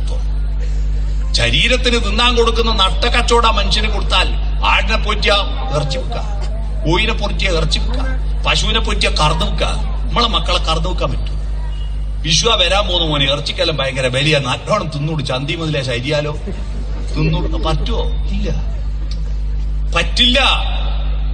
അതുകൊണ്ട് മനസ്സിനെ ഉണർത്തുക, മാംസത്തിൽ നിന്ന് മനസ്സിനെ ഉണർത്തുക. പാട്ട് കേട്ടില്ലേ? മനസ്സിനെ മാംസത്തിൽ നിന്നുയർത്തേണമേ മലയിൽ വാഴും ഭഗവാനേ എന്ന്. ഈ മാംസപ്രചോദിതമായ ശരീരത്തിൽ നിന്ന് മനസ്സിന്റെ, ഹൃദയത്തിന്റെ, സ്വപ്നങ്ങളുടെ, ഭാവനകളുടെ, ആർദ്രതകളുടെ, സൗന്ദര്യബോധത്തിന്റെ, തത്വശാസ്ത്രത്തിന്റെ, അറിവിന്റെ ലോകത്തേക്ക് ഉണർത്തുന്നതാണ് നമ്മുടെ വീട്. അപ്പോ മനസ്സ് ഗുരുവും ശരീരം ലഘുവുമായപ്പോ ഇവിടുന്ന് മൂത്രയിക്കാൻ മുട്ടിയാൽ ശരീരത്തോട് മനസ്സ് പറയും, നിക്ക്, കുറച്ചുകൂടി കഴിയട്ടെ, ഈ പ്രസംഗം കൂടി കഴിഞ്ഞിട്ട് നമുക്ക് പോവാം. മനസ്സ് പറയില്ലേ? വിശക്കുമ്പം പറയും, ഇവിടെ എഴുതി നല്ല ഹോട്ടലില്ല, നമുക്ക് വീട്ടിലെത്തിയിട്ട് തിന്നാം, പറയില്ലേ? മനസ്സ് ശരീരത്തെ നിയന്ത്രിക്കണം. പക്ഷേ ഇപ്പൊ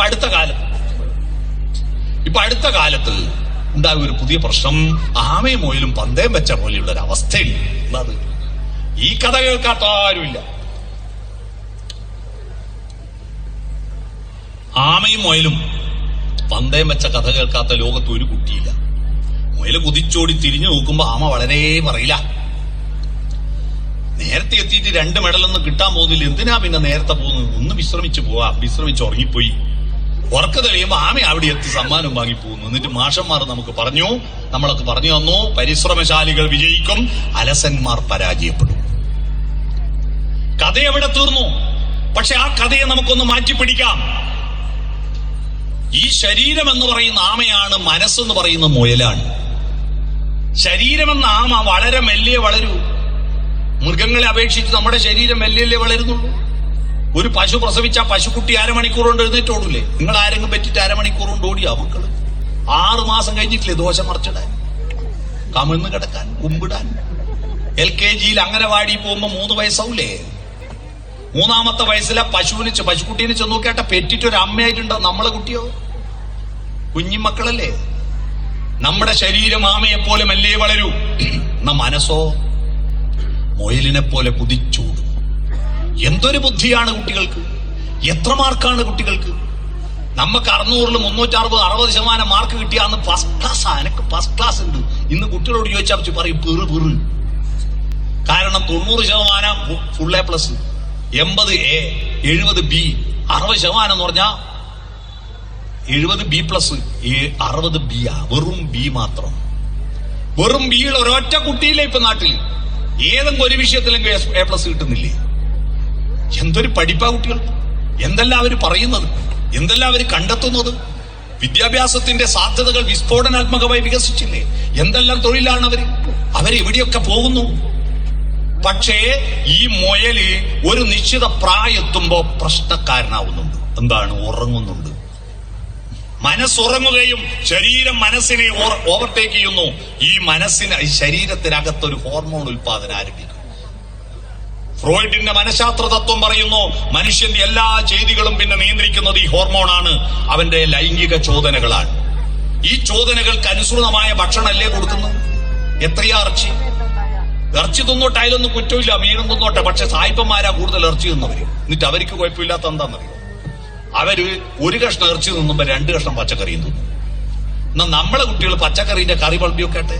കണിച്ചന്റെ അടുത്ത് പോയാൽ സാന്നിധ്യ ക്ഷേത്രാണി ബിംബാണി ത്രീണി ലഗ്നേന ചിന്തി എന്ന് പറഞ്ഞ് വാരി വെച്ചിട്ട് കബഡി നേരത്തെ നാടിന. അതുപോലെ സാമ്പാർ വിളമ്പിയ മുരിങ്ങക്കായി അങ്ങോട്ട്, വെണ്ടക്ക അങ്ങോട്ട്, കാരറ്റ് അങ്ങോട്ട്, എന്നിട്ട് ചാറ് മാത്രം കൂട്ടി തിന്നു. എന്നിട്ട് വിളമ്പുന്ന ആളോട് ചോദിക്കും പീസ് ഉണ്ടാകും. പച്ചക്കറിയൊന്നുമില്ലാതെ വെറും ഇറച്ചി തിന്നിട്ട് അതും പൊരിച്ച ഇറച്ചിയാണ്. പണ്ട് കറി വെക്കുന്ന ഇറച്ചി കണ്ടിട്ടുണ്ട്, ദമ്മും ആവിയിൽ വേവിച്ച ഇറച്ചി കണ്ടിട്ടുണ്ട്. എണ്ണയെ പൊരിച്ചിട്ട് മാത്രമാണ് ഇപ്പൊ ബിരിയാണി. ആ സംസ്കാരം അതിഭീകരമായ മനഃശാസ്ത്രമായ അധപ്പതനത്തിലേക്ക് നയിക്കുന്നുണ്ട്. ഈ കൊഴുപ്പ് അടിഞ്ഞുകൂടി 5ൽ 6ൽ എത്തുമ്പോഴേക്ക് കുട്ടികളുടെ ഉള്ളിൽ മല്ലികാബാണൻ തന്റെ വില്ലെടുക്കും, മന്ദാരമലർ കൊണ്ടു ശരം തൊടുക്കും. ആ സമയത്ത് ഇവന്റെ ഹോർമോണുകൾ ഇവന് പിന്നെ വല്ലാത്തൊരവസ്ഥയാ. ചില കുട്ടികൾ പറയുന്നത് കേൾക്കുന്നുണ്ട്, എനക്കെന്നെ പിടിച്ചാൽ കിട്ടുന്നില്ല എന്നാന്ന്. ആ അവസ്ഥയിൽ അവന് ആശ്വാസം കിട്ടാൻ കാമുകിയെ കിട്ടിയില്ലെങ്കിൽ, കാമുകനെ കിട്ടിയിട്ടില്ലെങ്കിൽ, അങ്ങനെ കമ്പനി കിട്ടിയിട്ടില്ലെങ്കിൽ അവൻ മയക്കുമരുന്നിന് അടിമയാവൂ. ഇത്രയും അധികം പോലീസും എക്സൈസുകാരും പിടിച്ചിട്ടും മയക്കുമരുന്ന് ഇങ്ങനെ പ്രചരിക്കുന്നതിന്റെ പിറകിൽ മനഃശാസ്ത്രപരമായ ഒരു പ്രശ്നമുണ്ട്. നമ്മുടെ കുട്ടികൾക്ക് അവന്റെ ശരീരത്തെ തൃപ്തിപ്പെടുത്താൻ പരക്കെ ഓടുകയാ. പുതിയ ഹോട്ടലുകൾ. നമുക്കെല്ലാം പല പേരുണ്ടെങ്കിലും മരിച്ച ഒരു പേരേ ഉള്ളൂ, ശവം. എന്നാൽ കോഴീന്റെ ഭാഗ്യം നോക്കൂ, കോഴിക്ക് മരിക്കുന്നവര് 1 പേരേ ഉള്ളൂ. കോഴി മരിച്ച 28 പേരുണ്ട്. Chicken kebab, chicken kadai, pepper chicken, ginger chicken, chicken 65, chicken പറന്നടിച്ച്. ഇത് മുഴുവൻ കുട്ടികൾ പുതിയ സാധ്യതകൾ, ചിക്കന്റെ സാധ്യതകൾ തേടി പോകുന്നു. അങ്ങനെ ഓടിയിട്ട് ഈ പദാർത്ഥത്തെ തൃപ്തിപ്പെടുത്താൻ പറ്റാതിരിക്കുമ്പോ അവനൊരു കവിത, ആ കവിത കൊണ്ട് അവന്റെ ശരീരം തൃപ്തിപ്പെടില്ല. ഒരു പാട്ട് കേട്ടാൽ മനഃശാസ്ത്രപരമായ പ്രയാസം നേരിടുന്ന എല്ലാ മലയാളികൾക്കും വേണ്ടി 2 ആഴ്ച മുമ്പ് മരിച്ചുപോയ പി ജയേന്ദ്രൻ പാടിയ കേരളത്തിൽ ഏറ്റവും നല്ല മോട്ടിവേഷണൽ സോങ് ഏതാ? ഒരു ഭക്തിഗാനമല്ല, ഒരു പള്ളിപ്പാട്ടുമല്ല. കേരളത്തിലെ എല്ലാ കാലത്തേക്കുള്ള ഏറ്റവും നല്ല മോട്ടിവേഷണൽ സോങ് പണിതീരാത്ത വീടിൽ ജയേന്ദ്രൻ പാടിയ പാട്ടാണ്. സുപ്രഭാതം സുപ്രഭാതം സുപ്രഭാതം സുപ്രഭാതം, നീലഗിരിയുടെ സഖികളെ, ജ്വാലാമുഖികളെ, ജ്യോതിർമയ്യാം ഉഷസിന് വെളിച്ചാമരം വീശും മേഘങ്ങളെ. സുപ്രഭാതം സുപ്രഭാതം സുപ്രഭാതം, 1000 താമരത്തളിരുകൾ വിടർത്തി അരയന്നങ്ങളെ വളർത്തി, വസന്തവും ശിശിരവും കുളിക്കാനിറങ്ങുന്ന വനസരോവരമേ സരോവരമേ സരോവര. വസന്തവും ശിശിരവും ഒന്നിച്ചെങ്ങനെയാ കുളിക്കാൻ ഇറങ്ങുക എന്നൊക്കെ വിമർശനം ഉണ്ടായിരുന്നു. കാരണം വസന്തം വരുമ്പോ ശിശിരം പോവും, ശിശിരം വരുമ്പോ വസന്തം പോവും, രണ്ടും ഒന്നിച്ചെങ്ങനെ കുളിക്കും? അപ്പോഴാണ് കെ ജയകുമാർ എന്ന പാട്ടുകാരൻ കുടജാദ്രിയിൽ എന്ന പാട്ടെഴുതിയ ആള് അതിന് കൃത്യമായിട്ട് അതിനൊരു വിശദീകരണം തന്നു. ചന്ദ്രനിൽ മനുഷ്യനെത്തിയതിനു ശേഷമാണ് ഈ പാട്ട് എഴുതിയത്. ആകാശത്തുനിന്ന് നോക്കുമ്പോ ഭൂമിയാകുന്ന കടലിൽ ഒരു ഭാഗത്ത് വസന്തമാണെങ്കിൽ ഒരു ഭാഗത്ത് ശിശിരമാണ്. ആ വനസരോവരം ഈ കടലാണ്. ഭൂമിയിൽ വ്യത്യസ്ത ഋതുക്കൾ ഉണ്ടാവുന്നു പല സ്ഥലങ്ങളിൽ, അതാണ് ഈ കടലാണ്. ആ പാട്ടെത്ര സുന്ദരമാണ്. പക്ഷേ ഈ ശരീരത്തെ തൃപ്തിപ്പെടുത്താൻ പാട്ട് പോരാ, കവിത പോരാ, കഥ പോരാ. അപ്പൊ പുതിയ ചിക്കൻ, പുതിയ മട്ടൻ, പുതിയ ഐറ്റങ്ങൾ തേടിയിട്ട് തൃപ്തിപ്പെടാതിരിക്കുമ്പോ പദാർത്ഥത്തെ തൃപ്തിപ്പെടുത്താൻ പദാർത്ഥം കൂടിയേ തീരൂ. പദാർത്ഥങ്ങൾക്ക് 3 അവസ്ഥയുണ്ട്: ഖരം, ദ്രാവകം, വാതകം. ഖരം മയക്കുമരുന്ന്, ദ്രാവകം മദ്യം, വാതകം പുക. നമ്മുടെ കുട്ടികൾ അതിന്റെ പിറകെ ഓടുന്നത് ഈ ശരീര കേന്ദ്രീകൃതമായ കുടുംബജീവിതമാണ് പ്രധാനം. പണ്ട് നമ്മളല്ല ഇങ്ങനെ മക്കൾക്ക് നല്ലോണം തിന്നാനും ഉടുക്കാനും വാങ്ങി കൊടുക്കുന്നതിൽ കുറ്റം പറയാൻ പറ്റില്ല. പണ്ട് നമ്മളെ ബാല്യത്തിൽ വേണ്ടത്ര കിട്ടിയിട്ടില്ല. നല്ല ഭക്ഷണം ഉണ്ടോ ഉച്ചക്കും രാത്രിയല്ല ഒറ്റക്കറി മര്യാദക്ക് എന്തെങ്കിലുണ്ടോ? അതെന്റെ കുട്ടികൾക്കുണ്ടാവരുത്. നല്ല ഒന്നും ഒരു പ്രയാസം ഉണ്ടായിരുന്നു. പക്ഷെ ശരീരത്തിന് കൊടുത്തോ, ആ കൊടുക്കുന്നതിന് ആനുപാതികമായി അവന്റെ മനസ്സും ഹൃദയവും വളർത്തുന്ന അന്തരീക്ഷം വീട്ടിലുണ്ടോ? അതാണ് ചോദിക്കുന്നത്. നിങ്ങളുടെ വീട്ടിൽ രാവിലെ കണി കാണുന്ന എന്താ കുട്ടികള്? സുപ്രഭാതമാണോ? പ്രിയമേ പ്രഭാതമേ, വിരിഞ്ഞു നിന്നെ നോക്കിടുന്ന പൂവുകൾക്കുദാരശോഭ ചൊരിയുവാനൊരുങ്ങി വരും വൈഭവ പ്രഭാവമേ, നീ വരാതിരിക്കുകിൽ വിടരുകില്ല പൂവുകൾ, വിടരുകില്ല മുട്ടുകൾ, പ്രണയമില്ല പ്രളയമില്ല, പ്രാണനില്ല പ്രാണിയില്ല, നീ വരാതിരിക്കുകിൽ എന്ന് അയ്യപ്പ പണിക്കരുടെ ഒരു കവിത ചൊല്ലുമോ? ഉഷസേ നീ എന്നെ വിളിക്കുകില്ലെങ്കിൽ ഒരിക്കലും ഞാൻ ഉണരുകില്ല എന്ന ഒരു യേശുദാസിന്റെ പാട്ട് പാടുവോ?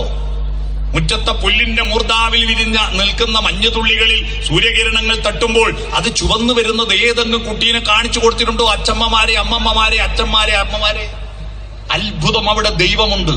ഉഷാകിരണങ്ങൾ പുൽകി പുൽകി തുഷാരബിന്ദുവിൻ വദനം ചുവന്നു, പകലിൻ മാറി ദിനകരകരങ്ങൾ പവിഴമാലികകൾ അണിഞ്ഞു. ഒരു പാട്ട് പാടിക്കൊടുത്തിട്ടുണ്ടോ? രാവിലെ വരുമ്പോ തന്നെ പിലാമെന്ന് വീണ പയഞ്ചക്ക പോലെ ആക്കിയിട്ട് മോന്ത ഇങ്ങനെ ആക്കിയിട്ട് എണീറ്റ് വരുമ്പോ ഒന്ന് പുഞ്ചിരിച്ചുകൊണ്ട് എൻ മന്ദഹാസം പുഞ്ചി ചന്ദ്രികയായെങ്കിൽ എന്നും പൗർണമി വിടർന്നേനെ. ഒരു പാട്ട് പാടി. എൻ മുഗ്ധരേണുക്കൾ പുഷ്പങ്ങളായെങ്കിൽ എന്നും മാധവമണിഞ്ഞേനെ. പാട്ടുപാടിയിട്ടുണ്ടോ? ഇതൊന്നുമല്ല. പ്രഭാതത്തെ കണി കാണൂല, വാതിൽ തുറക്കൂല. പണ്ടെല്ലാം രാവിലെ എണീറ്റ് ആദ്യത്തെ പണി വാതിൽ തുറക്കല. ഇപ്പോ ഞാൻ കഴിഞ്ഞത് ഒരു സദസ്സ് ചോദിച്ചു, രാവിലെ എണീറ്റ് ആദ്യത്തെ പണി എന്താ? വാതിൽ തുറക്കലെന്ന് ആരെങ്കിലും പറയുന്നു വിചാരിച്ചിട്ടാ ചോദിച്ചത്. ഇപ്പൊ ഞാൻ ചോദിക്കലില്ല അത്. കാരണം ഒരു മറുപടി കേട്ടോട് മതിയായിരുന്നു. ഒരുത്തൻ എണീറ്റ് എന്ന് പറഞ്ഞു, രാവിലെ എണീറ്റ് ആദ്യത്തെ പണി ലുങ്കി തപ്പലാണ്. ലുങ്കി തപ്പലാണ്. വാതിൽ തുറക്കുന്നതിന് മുമ്പ് നമ്മളെല്ലാവരും, ഹിന്ദുവും മുസൽമാനും ക്രിസ്ത്യാനിയും, മതമുള്ളവനും മതമില്ലാത്തവനും, ദൈവമുള്ളവനും ദൈവമില്ലാത്തവനും എല്ലാം നമ്മുടെ വീടിന്റെ മൂലക്ക് പ്രതിഷ്ഠിച്ച ഒരു ബിംബത്തെ നമസ്കരിച്ചിട്ടേ പുറത്തിറങ്ങുന്നുള്ളൂ. ഇപ്പോ ഗണപതിന്റെ, സുബ്രഹ്മണ്യന്റെ, അയ്യപ്പന്റെ ഒന്നും വിഗ്രഹം പൂജാമുറിയിൽ പോയിട്ടല്ല നമസ്കരിക്കുന്നത്. നമസ്കരിക്കുന്ന ആ വിഗ്രഹത്തിന്റെ പേര് യൂറോപ്യൻ ക്ലോസറ്റ് എന്നാ. ആടെ പോയി നമസ്കരിച്ചിട്ടേ പുറത്താ കണി കാണുന്ന. പിന്നെ ഈടുന്ന നന്നാവുക. ഒരു പ്രകാശത്തെ, പ്രഭാതത്തെ, പ്രകൃതിയെ കണി കാണണ്ടേ? പ്രഭാതമില്ലാതെ ഒരു ദൈവം, ഒരു പ്രാർത്ഥനയുണ്ടോ? ഒരു ഭക്തിയുണ്ടോ? സുപ്രഭാതം പൊട്ടിവിടർന്നു ഉഷസന്ധായകഗിരിയിൽ, പ്രഭാതമായി. രാവിലെ തന്നെ ശ്രീരാമനെ വിശ്വാമിത്രൻ വിളിച്ചുണർത്തിയ ശബ്ദം കേട്ടിട്ടുണ്ടോ? എന്താണത്? വിശ്വാമിത്രൻ വിളിച്ചുണർത്തിയ ശബ്ദം. അതുകൊണ്ടാണ് അഭിഷേകം മുടങ്ങിയിട്ട് ലക്ഷ്മണൻ ദേഷ്യം വന്നിട്ട് ഞാൻ ദശരഥനെയും കൊല്ലും കൈകേയിനെയും കൊല്ലും എന്ന് പറഞ്ഞിട്ട് വില്ലും കുഴിയെ കൊലച്ചു നിൽക്കുന്ന ലക്ഷ്മണനെ പോയി സാന്ത്വനിപ്പിക്കാൻ രാമന് കഴിയുന്നത് രാമനെ രാവിലെ വിളിച്ചുണർത്തുന്ന വിശ്വാമിത്രന്റെ ശബ്ദമാണ്. എല്ലാം പോയി രാമ, കൈകേയി പറ്റിച്ചു രാമ എന്നൊന്നുമല്ല. കൈകേയിക്ക് പണ്ട് 2 വരം കൊടുത്തിരുന്നു ദശരഥൻ. യുദ്ധത്തിന് പോകുമ്പോ ചക്രത്തിന്റെ ആണി ഊരിപ്പോയിട്ട് ബെല്ല് വെച്ച് സഹായിച്ചിട്ട് കൈകേയി പറഞ്ഞു, അക്കൗണ്ടിൽ ഇട്ട് ഞാൻ ആവശ്യമുള്ളപ്പോ വിഡ്രോ ചെയ്തോളാം. അവസാനം രാമന്റെ അഭിഷേകം നടക്കുന്നതിന്റെ തലേന്നാണ് വിഡ്രോ ചെയ്ത് പലിശക്ക് പലിശയും കൂട്ടുപലിശ അടക്കം രാമനെ കാട്ടിലയക്കണം, ഭരതനെ രാജാവാക്കണം. ദശരഥൻ ബോധം കിട്ടുകയും. ഇതാ പറയുന്നത്, ഭാര്യമാർക്ക് എന്തോ കൊടുക്കണം എന്ന് വിചാരിച്ചാൽ പിന്നേക്ക് വെക്കറ, അന്നേരം കൊടുത്ത് സബൂറായിക്കോളാം. പിന്നേക്ക് വെച്ച അവസ്ഥ മനസ്സിലായി. ഇതറിഞ്ഞിട്ട് ലക്ഷ്മണൻ ദേഷ്യം വരുമ്പോ രാമൻ പോയിട്ട് മെല്ലെ പോയിട്ട്, വത്സ സൗമിത്രേ കുമാര നീ കേൾക്കണം, മത്സരാദ്യം വെടിഞ്ഞെന്നുടെ വാക്കുകൾ എന്ന് പറഞ്ഞിട്ട് ആശ്വസിപ്പിക്കാൻ കഴിയുന്നത് വിശ്വാമിത്രന്റെ വിളി കേൾക്കാത്ത ഒരൊറ്റയാൾ ഇവിടെ ഇരിക്കുന്നില്ല. രാമനെ വിശ്വാമിത്രൻ വിളിച്ചുണർത്തിയത് കേൾക്കാത്ത ആരും കൊണ്ട് ഇവിടെ? കൗസല്യ സുപ്രജാ രാമ പൂർവസന്ധ്യാ പ്രവർത്തതേ കേട്ടിട്ടില്ലേ? MS സുബ്ബലക്ഷ്മിയുടെ ശബ്ദത്തിൽ കൗസല്യയുടെ നല്ല മോനെ രാമ, പ്രഭാത സന്ധ്യ പ്രവർത്തിക്കാൻ ആരംഭിച്ചിരിക്കുന്നു. അതുകൊണ്ട് നമ്മുടെ വീട്ടിലെ പ്രഭാതത്തെ ഉപയോഗപ്പെടുത്താൻ നിങ്ങൾ ആദ്യം പഠിക്കുക. പ്രഭാതം സുന്ദരം. പുറത്തേക്കിറങ്ങി മുറ്റത്തിറങ്ങിയിട്ട് മുറ്റത്ത് വിരിഞ്ഞ പൂക്കളെ കാണ്. ആ പൂക്കളില്ലെങ്കിൽ ദൈവമുണ്ടോ? ഞാനിപ്പോ ഇവിടെ ഓഫീസിലതാ കുറെ ചെക്കിപ്പൂക്കളെ കൊണ്ട് കൂട്ടിവെച്ച് ഇതുകൾ വിടർത്തി വെച്ചിട്ടുണ്ട്. ദൈവത്തിന് അർച്ചന പുഷ്പാർച്ചനയാ പ്രധാനം. പുഷ്പങ്ങളില്ലാതെ ദൈവമില്ല, വനമാലയില്ലാതെ കൃഷ്ണനില്ല. ചമ്പക ഗംഗേളി ഗന്ധാദി പുഷ്പങ്ങളെമ്പാടും ചിന്നിയ വന്യഭൂവി അമ്പാടി തന്നിലെ ചങ്ങാതിമാരൊന്നി ചൻപാളും ഗോവിന്ദനെന്ന പോലെ. പ്രകൃതിയാണ്. ആ പ്രകൃതിയെ കാണാൻ പഠിപ്പിക്കും കുട്ടികളെ. അവന്റെ ഉള്ളിൽ ആർദ്രത പൊട്ടിമുളക്കട്ടെ. ഈ ആർദ്രതയുടെ വരണ്ടു കിടക്കുന്ന മണ്ണ് മനസ്സാവുമ്പോഴാണ് പ്രശ്നങ്ങൾ ഉണ്ടാവുന്നത്. ആ സമയത്ത് ഈ ഹോർമോൺ കൂടി അങ്ങ് വരുമ്പോ ഉണ്ടല്ലോ, ഏടുന്നെങ്കിൽ ഒരുത്തൻ ചിരിച്ചു കാണിച്ചാൽ, ഒരു ചിരി കണ്ടാൽ അത് മതി, ഒരു മൊഴി കേട്ടാൽ അത് മതി, രണ്ടാഴ്ച ഓർക്കുണ്ടാവില്ല. അടുത്ത ദിവസം പോയി പോകുമ്പോ മൊയല് പറയണ്ടേ, മൊയല് മനസ്സ് പറയണ്ടേ, പോലെ മോളെ പോറ്റി വലുതാക്കി അച്ഛനും അമ്മേനെ കരയിച്ചിട്ട്. അച്ഛനും അമ്മേന്റെ സ്നേഹവും മറ്റുള്ളവരുടെ സ്നേഹവും തമ്മിൽ അടിസ്ഥാനപരമായ ഒരു മാറ്റമുണ്ട് കേട്ടോ, വ്യത്യാസമുണ്ട്. ചെറുപ്പക്കാരിൽ അങ്ങ് ഗ്രൗണ്ടിലുള്ള നിങ്ങൾ വീട്ടിൽ പോയി പറഞ്ഞു കൊടുക്കണം അവരോട്. എന്താ മാറ്റം, വ്യത്യാസം? മറ്റെല്ലാവരും നമ്മളെ കണ്ടതിന് ശേഷമാണ് സ്നേഹിക്കാൻ തുടങ്ങിയത്. അച്ഛനമ്മമാർ നമ്മളെ സ്നേഹിക്കാൻ തുടങ്ങിയത് നമ്മൾ ഈ ഭൂമിയിൽ ജനിക്കുന്നതിന് 5-8 മാസം മുമ്പ് സ്നേഹിക്കാൻ തുടങ്ങിയവരല്ലേ അവര്. അന്നു മുതൽ അവർ സ്വപ്നങ്ങൾ മെനയുന്നു. അവസാനം ആ 10 മാസം വയറ്റിൽ കുഞ്ഞിനിട്ട് നടക്കുമ്പോ ആ അച്ഛനും അമ്മയും കുട്ടികളെ പോറ്റുന്നതും മനസ്സിലാണെന്നറിയണം മക്കളെ. മനസ്സിൻ മടിയിലെ മാന്തളിരിൽ മയങ്ങോ മണിക്കുരുന്നേ. ഒരു കുട്ടി വളരുന്നത് അമ്മയുടെ മടിയിലല്ല, വീട്ടിന്റെ തൊട്ടിലല്ല, അച്ഛന്റെ അമ്മയുടെ മനസ്സിലാ. സ്വപ്നങ്ങളായിട്ട് വളരുക. ആ കുട്ടി വേദന അനുഭവിച്ച് പ്രസവിച്ച ആ സ്ത്രീ ആ കുട്ടിയെ ശ്രദ്ധിക്കുന്ന ശ്രദ്ധ കണ്ടിട്ടുണ്ടോ? എന്റെ അമ്മോ, എന്തൊരു അത്ഭുതമാണ്. ഇതങ്ങാറ്റ ഒരു ഒറ്റ കൊല്ല ആണുങ്ങൾ ഏൽപ്പിച്ചതിന് ഒരൊറ്റ കുട്ടികൾ ബാക്കിയാവില്ല. ബാക്കിയാവും. ഒറ്റ കൊല്ലം പ്രസവവും കുട്ടിയെ നോക്കലും ആണുങ്ങൾ ഏൽപ്പിക്കും. എന്നെ കൊണ്ടാവില്ലെന്ന് പറയില്ലേ, എന്നെ കൊണ്ടാവില്ലെന്ന് പറയും. അതെന്തൊരു ശ്രദ്ധയാണ്. ഈ സ്ലോ മോഷൻ എന്ന് പറയുന്നത് കണ്ടുപിടിച്ച് തന്നെ ഈ അമ്മമാരുടെ ചലനം കൊണ്ടാ. പുലിമുരുകനില്ലാവില്ല ഇത്ര സ്ലോ മോഷൻ. ഉറങ്ങുന്ന കുട്ടീനെ കൊണ്ട് കിടത്തുന്ന ഒരു അമ്മ കണ്ടിട്ടുണ്ടോ? മുട്ടും കുത്തിമെല്ലാം ഇരുന്നിട്ട് അതിന്റെ ഒരു ഷോക്കാക്സ് ചുരുങ്ങുന്നാണ്ടിട്ടുണ്ടോ? മുട്ടുമടക്കി എന്നിട്ടൊരു പായെടുത്തിട്ട് ഒരു തുണിയെടുത്തിട്ട് അതിന്റെ മേലെ കുട്ടീനെ കിടത്തിയിട്ട് ചന്തിന്റെ അടിയിൽ നിന്ന് കൈ വലിക്കുമ്പോ കുട്ടി അറിയില്ല. എന്നിട്ട് എല്ലാവരും തുണിയെടുത്ത് മേലെ ഇട്ട് തുടക്ക 2 മുട്ടുമുട്ടി ഉറങ്ങിന്ന് ഉറപ്പ് വരുത്തി കഴിഞ്ഞിട്ട് മെല്ലെ എണീറ്റ് മുടിയും കെട്ടി പടീന്റെ അടുത്ത് എത്തുമ്പോ ഉണ്ടമ്മ ഒരു തിരിഞ്ഞു നോട്ടോ. ഉഷന്റെ കുഞ്ഞുമ്പോൾ ഓർക്ക് എളിയോളി ഒരര ചിരിയും ചിരിച്ചിട്ട് ആ നോട്ടത്തിന്റെ ചാരുതയുണ്ടല്ലോ, ലോകത്തോരൈശ്വര്യ റോയിന്റെ ചിരിക്കും കിട്ടൂല ആ ചാരുത. ആ സൗന്ദര്യത്തെക്കാൾ വലിയൊരു സൗന്ദര്യം ഈ ലോകത്ത് വേറെയില്ല. അറിയണം മക്കളെ, ആ കുട്ടീന്റെ അച്ഛനും അറിയണം മാതൃത്വത്തിന്റെ മഹത്വം എന്തെന്ന്. ഉറങ്ങുന്ന കുട്ടിയുടെ അമ്മ സ്വാർത്ഥയാണ്. ഒരാൾ ഒച്ചയുണ്ടാക്കല്ലേ, വീട്ടുകാരും നാട്ടുകാരും ഒച്ചയുണ്ടാക്കല്ലേ. പറ്റുമെങ്കിൽ ഈ 3 ലോകവും ഉറങ്ങിത്തരൂ. എന്നുണ്ണി കണ്ണനുറങ്ങാൻ മൂലോകം മുഴുവനുറങ്ങ് ഉണ്ണീവാവാ. ആ ഉറങ്ങുന്ന കുട്ടിയുടെ അമ്മയ്ക്ക് കുയിലിന്റെ പാട്ട് കേട്ടാ ദേഷ്യം വരുമെന്ന് പറഞ്ഞിട്ടൊരു പാട്ടുണ്ട് ജയേന്ദ്രൻ പാടിയത്. കഴിഞ്ഞ 2 ആഴ്ചയായി കേരളത്തിലെ എല്ലാവരുടെയും മൊബൈൽ ഫോണിലും ആ പാട്ടാ. തന്റെ കുഞ്ഞുറങ്ങുമ്പോ കുയിലേ നിന്റെ പാട്ടിന്റെ വോളിയം കുറക്കണേ, എന്റെ മോൻ ഉറക്കളിയും. നിലാവെളിച്ചം നമുക്കിഷ്ടമാണ്. നിലാവിന്റെ ശിശിരരശ്മികൾ ജാലകപ്പഴുതിലൂടെ കടന്നു വന്ന് ഉറങ്ങുന്ന കുഞ്ഞിന്റെ കൺപോളകൾ സ്പർശിച്ചിട്ട് അവന്റെ സ്വപ്നങ്ങളുടെ നിറം കെട്ടുപോകാതിരിക്കാൻ നിലാവേ നിന്റെ വോൾട്ടേജ് കുറക്കെന്ന് പറയുന്ന ഒരമ്മ. ഒന്നിനി ശ്രുതി താഴ്ത്തി പാടുക പൂങ്കുയിലേ, എന്നോമലുറക്കമായി ഉണർത്തരുതേ, എന്നോമലുറക്കമായി ഉണർത്തരുതേ. ഒന്നിനി തിരി താഴ്ത്തു ശാരദ നിലാവേ, കണ്ണിലേക്കിനാവുകൾ കെടുത്തരുതേ, കണ്ണിലേക്കിനാവുകൾ കെടുത്തരുതേ. അവരോട് മാത്രം പറയല്ല, സ്വന്തം ഹൃദയത്തോട് പറയും അമ്മ. നെഞ്ചോട് ചേർന്ന് എന്റെ മോൻ ഉറങ്ങുമ്പോ ഉച്ചത്തിൽ മിടിക്കൊല്ലേ നീ എന്റെ ഹൃദന്തമേ, സ്വച്ഛ ശാന്തമെന്നോമൽ മയങ്ങിടുമ്പോ താരാട്ടിന്നനുയാത്ര നിദ്രതൻ പടിവരെ താമരമലർമിഴി അടയും വരെ. ആ താമരമലർമിഴി അടഞ്ഞു കിടക്കുന്ന പാലിയത്ത് ആ വീട്ടിൽ ജയേന്ദ്രന്റെ സംസ്കാര ചടങ്ങിൽ അവിടെ പോയിട്ട് ഞാൻ ഈ പാട്ട് പാടിയിട്ട് എന്റെ ജീവിതത്തിൽ ഒരു വല്ലാതെ കരഞ്ഞ ദിവസമാണ്. ആർദ്രത വേണം മക്കൾക്ക്. അതുണ്ടാക്കി കൊടുക്കാൻ അമ്മമാരെ അച്ഛന്മാരെ നിങ്ങൾ മൊബൈൽ മാന്തിയിരുന്ന ആ കുറ്റക്ക് ആർദ്രത ഉണ്ടാവില്ല. ആ ആർദ്രത ഉണ്ടാക്കാൻ ഒരു സൂത്രം പറഞ്ഞിട്ട് ഞാൻ എന്റെ പ്രസംഗം നിർത്താം. ഈ ആർദ്രതയായിട്ട് അടിത്തട്ടിലെ ഭക്തിയും കവിതയും ധാർമ്മികതയും മൂല്യബോധവും ഒക്കെ ഉണ്ടാവും. സിമെന്റും പൂഴിയും കുഴച്ച് വെള്ളം കൂട്ടി കുഴച്ചിട്ട് കുമ്മായ കത്തി കൊണ്ട് കോരും ചുമരിന് അടിക്കുന്നതിന് മുമ്പ് ആ ചുമര് നനച്ചു കൊടുത്തില്ലെങ്കിൽ ആ സിമെന്റ് അവിടെ പിടിക്കൂല. നിങ്ങൾ ഈ ഖുറാനും ബൈബിളും ഗീതയും പഠിപ്പിച്ചിട്ട് സ്കൂളെ പഠനം കൊണ്ടൊന്നും കാര്യമില്ല.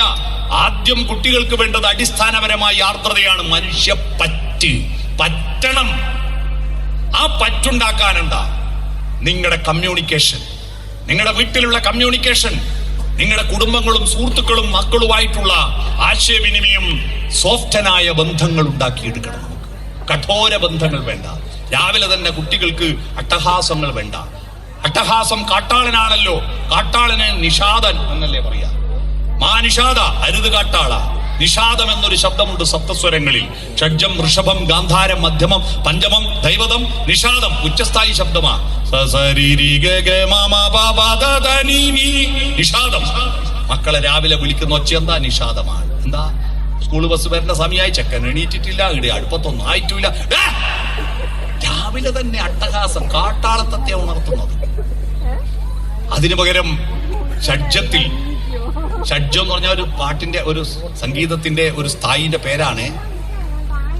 കഴിഞ്ഞ ദിവസം ഞാൻ പരിപാടി കഴിഞ്ഞിട്ട് പോകുമ്പോൾ ഷഡ്ജത്തെ പറ്റി പറഞ്ഞിട്ട് ഒരാള്, ഞാൻ ഇങ്ങനെ കാറിൽ ഇങ്ങനെ പോകുമ്പോൾ അയാളെന്തോ ഷഡ്ഡിന്റെ കാര്യമെല്ലാം പറയുന്നുണ്ട്. ഇയാള് മനസ്സിലാക്കി തെറ്റിദ്ധരിക്കരുത്, അതുകൊണ്ടാണ് ഞാൻ പറഞ്ഞത്. ഷഡ്ജത്തിൽ പാലാഴിത്തൂമങ്കി പൂനിലാവിൽ തേരിറങ്ങി നീവാ. ജയേന്ദ്രന്റെ ഒരു പാട്ടാ. മോനെ മോളേന്ന് വിളിച്ചൂടെ? ഇങ്ങക്ക് അടുത്തു പോയി ഇരുന്ന് വിളിച്ചൂടെ? ആ നാദത്തിലൂടെ കുട്ടികളെ ഉണർത്തിക്കൂടെ?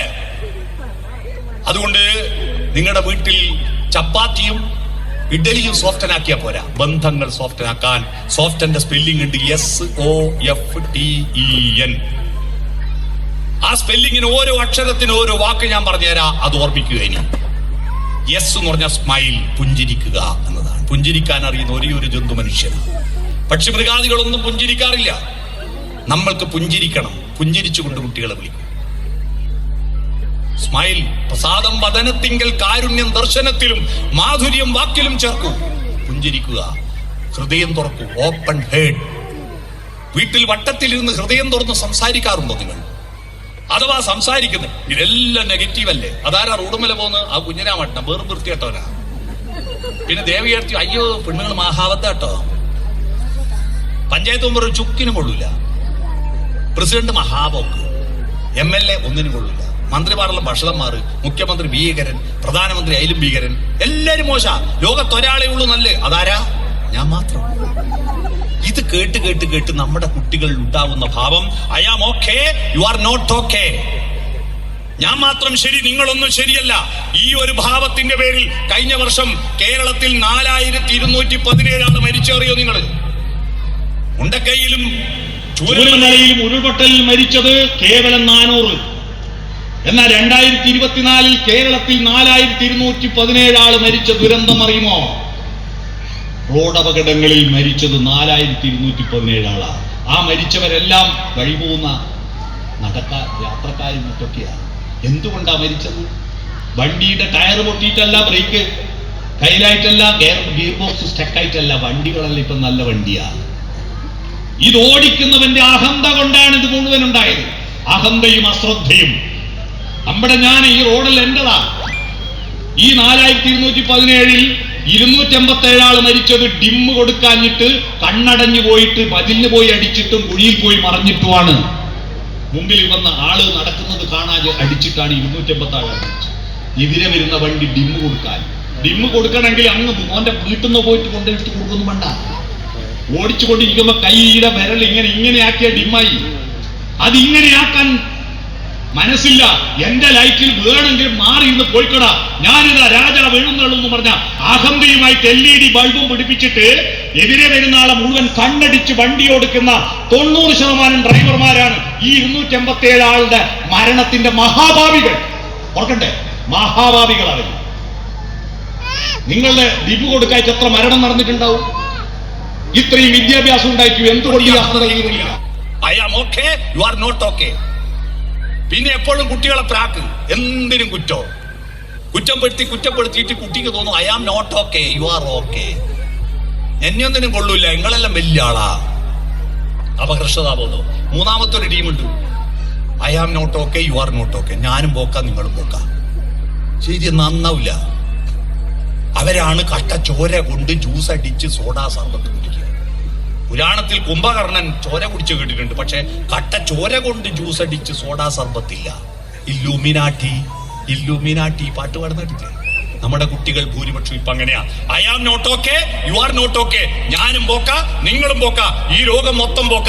നമ്മളെ നേരെയാക്കാൻ നോക്കണ്ട. ആരും എന്തോ പറയാൻ തുടങ്ങി, എനിക്ക് തന്ത വൈബ് എന്ന് പറയും. തന്ത വൈബ്, അതാ. ഇതൊരു ഭീകരമാണ്. അതിനു പകരം നമ്മുടെ കുട്ടികൾ സുഗതകുമാരി ടീച്ചറുടെ വരിയിൽ പറഞ്ഞതുപോലെ പരുക്കനാണ് ഈ ലോകം, പക്ഷേ ആരാമങ്ങളുമുണ്ട്. ഇവിടെ പൂന്തോട്ടങ്ങളുമുണ്ട്. ഇവിടെ I am okay, you are okay. ഞാനും കുഴപ്പമില്ല, നിങ്ങൾ കുഴപ്പമില്ല, എല്ലാം നല്ലതാണെന്ന ബോധ്യത്തിലൂടെ കൊണ്ടുവരാൻ നമ്മുടെ കുട്ടികളെ കഴിയാൻ, നമ്മുടെ കുടുംബ ബന്ധങ്ങളിൽ ആർദ്രത സൃഷ്ടിക്കാൻ ഓപ്പൺ ഹേഡ്, ഹൃദയം തുറന്ന് സംസാരിക്കൂ. ഭക്ഷണം കഴിക്കുമ്പോഴെങ്കിലും മൊബൈൽ ഫോണും ടിവിയും കമ്പ്യൂട്ടറെല്ലാം ദൂരെ വെക്ക്. ടിവിയും തുറന്നു വെച്ചിട്ടാ തിന്നല്. ടി വി കാണുമ്പോൾ ചെയ്യാൻ പറ്റിയ ഒറ്റൊരു പണിയേ ഉള്ളൂ, തിന്നല്. കുഞ്ഞിന്റെ മാഷ അതിന് കാരണം പറഞ്ഞിട്ടുണ്ട്. വായിലേക്കുള്ള വഴി കൈക്ക് കാണാ പാഠം, വായിൽ നിന്നുള്ള വഴി നാവിനു തെറ്റുന്നു മിക്കപ്പോഴും. വായിലേക്കുള്ള വഴി കൈക്ക് കാണാൻ പാടല്ലേ? രാത്രി നിങ്ങൾ ചോറ് തിന്നുകൊണ്ടിരിക്കുമ്പോൾ പെട്ടെന്ന് കരണ്ട് പോയി, ആരെങ്കിലും വായി കാണാൻ ചീറ്റ് ചോറ് വാരി ചെവി കൊണ്ടച്ചന്. വായിലേക്കുള്ള വഴി കൈക്ക് കാണാൻ പാടാ. അപ്പൊ ടി വി നോക്കിയിട്ട് ഇങ്ങനെ നടക്കും. അതിന്റെ ഇടയിൽ കൂറ വീണിട്ടുണ്ട്, മുളകാന്ന് വിരിച്ച് ചാരിച്ച് കൂട്ടുകയും ചെയ്യും. മുഖത്തോട് മുഖം നോക്കി വട്ടത്തിലിരുന്ന് വർത്തമാനം പറഞ്ഞിട്ട് ഭക്ഷണം കഴിക്കൂ. ഓപ്പൺ ഹെഡ്, ഫോർവേഡ് ലീൻ, മുന്നോട്ട് കുനിയൂ. അഹന്ത വേണ്ട. മാങ്ങയും ചക്കയും കൂടുമ്പം മാവിന്റെയും പ്ലാവിന്റെയും കൊമ്പ് മേലോട്ട് വരുമോ താഴോട്ട് താഴുമോ? അറിവും സമ്പത്തും കൂടുമ്പോ തല കുനിക്കൂ. നമ്മുടെ കുട്ടികളുടെ മുന്നിൽ നമ്മൾ വലിയ ആളാവണ്ട. ഫോർവേഡ് ലീൻ, താമോളേന്ന് മുന്നോട്ട്. കുട്ടിയിലേക്ക് നമ്മൾ താണാലേ കുട്ടി നമ്മിലേക്ക് ഉയരൂ. നമ്മുടെ ശരീരത്തിലെ അവയവങ്ങളിൽ കാൽമുട്ട് മാത്രമേ പുറകോട്ട് മടങ്ങുന്നുള്ളൂ, ബാക്കിയെല്ലാം മുന്നോട്ടാ മടങ്ങുന്നത്. ആ കാൽമുട്ട് പുറകോട്ട് മടക്കി വെച്ചിരിക്കുന്നത് മുന്നോട്ട് ഓടാൻ വേണ്ടിയാ. എന്നിട്ടും നമ്മൾ മുന്നോട്ട് മടങ്ങാൻ പറ്റരുത്. ഇങ്ങനെ അഹന്ത കാണിക്കുക വേണ്ട. മുന്നോട്ട് കുനിയൂ. കുട്ടികൾ സ്കൂളും വിട്ട് വരുമ്പോ നോക്കി നിൽക്കുന്നുണ്ടാവും ചില അമ്മമാർ. ഏടിയെങ്ങും കുപ്പായത്തിൽ മണ്ണുണ്ടാ, അതിമ പിച്ചു പിടിച്ച് കയറി. ഒരു കുടുക്ക് പോയാൽ മതി, 50 കുടുക്കിന് 500 രൂപേന്റെ ചീത്ത പറയൂ അല്ലേ? എന്തല്ല മോനെ സ്കൂൾ വിശേഷം, എന്തല്ല അവൻ പറയുന്ന കേട്ടിരിക്ക്. ഫോർവേഡിൽ രക്ഷിതാക്കളുടെ ഈഗോ പ്രശ്നം കൊണ്ട പല കുട്ടികളും സ്വഭാവ വൈകൃതത്തിലേക്ക് പോകുന്നത്. ഒരു കുട്ടീനെ എടുത്തിട്ട് ഒരാൾ നടന്നു പോകുമ്പോ ഭയങ്കര കരച്ചില് ചാട്ടിയും കൂട്ടി. അപ്പൊ കരയുമ്പോ ഇയാള് കുട്ടിയോട് അടങ്ങ് മാധവാന്ന് പറഞ്ഞിട്ട് കുട്ടിക്ക് മുട്ടായി വാങ്ങി കൊടുത്തു. എന്നിട്ടും കുട്ടി കരച്ചിൽ നിർത്തുന്നില്ല. അപ്പൊ അവിടെ അടങ്ങ് മാധവാന്ന് പറഞ്ഞ് ചായയും കടിയും വാങ്ങി കൊടുത്തു. എന്നിട്ടും കുട്ടി കരച്ചിൽ നിർത്തുന്നില്ല. വീണ്ടും അടങ്ങ് മാധവാന്ന് പറഞ്ഞ് ബലൂണും കളിപ്പാട്ടെല്ലാം വാങ്ങി കൊടുത്തു. കുട്ടി ഇങ്ങനെ കരിയ, ഇയാൾ അടങ്ങ് മാധവാന്ന് പറഞ്ഞ് ഓരോന്നും വാങ്ങി കൊടുക്കുക. ഇതും കണ്ടിട്ട് ഒന്നിച്ച് നടക്കുന്ന ആൾക്ക് ദേഷ്യം വന്നു. അയാൾ ഇതെല്ലാം കാണുന്നുണ്ട്. ഇയാളോട് പറഞ്ഞു, നിങ്ങളെന്തൊരു ക്ഷമയാ, ഞാനങ്ങാറ്റ ഇനി എന്തോ ചെയ്തു പോകും. എന്നിട്ട് കുട്ടിയോട് ഒന്നിച്ച് വന്ന ആളെന്ന് പേടിപ്പിച്ചു. എന്താ മാധവ, എനിക്ക് വേണ്ട എല്ലാം വാങ്ങി തന്നിട്ട് നീ എന്താ മാധവ കരച്ചിൽ നിർത്താത്തത്? അപ്പൊ അയാൾ പറഞ്ഞു, കുട്ടീന്റെ പേര് മാധവ എന്നല്ല, രാജേഷ് എന്നാണ്.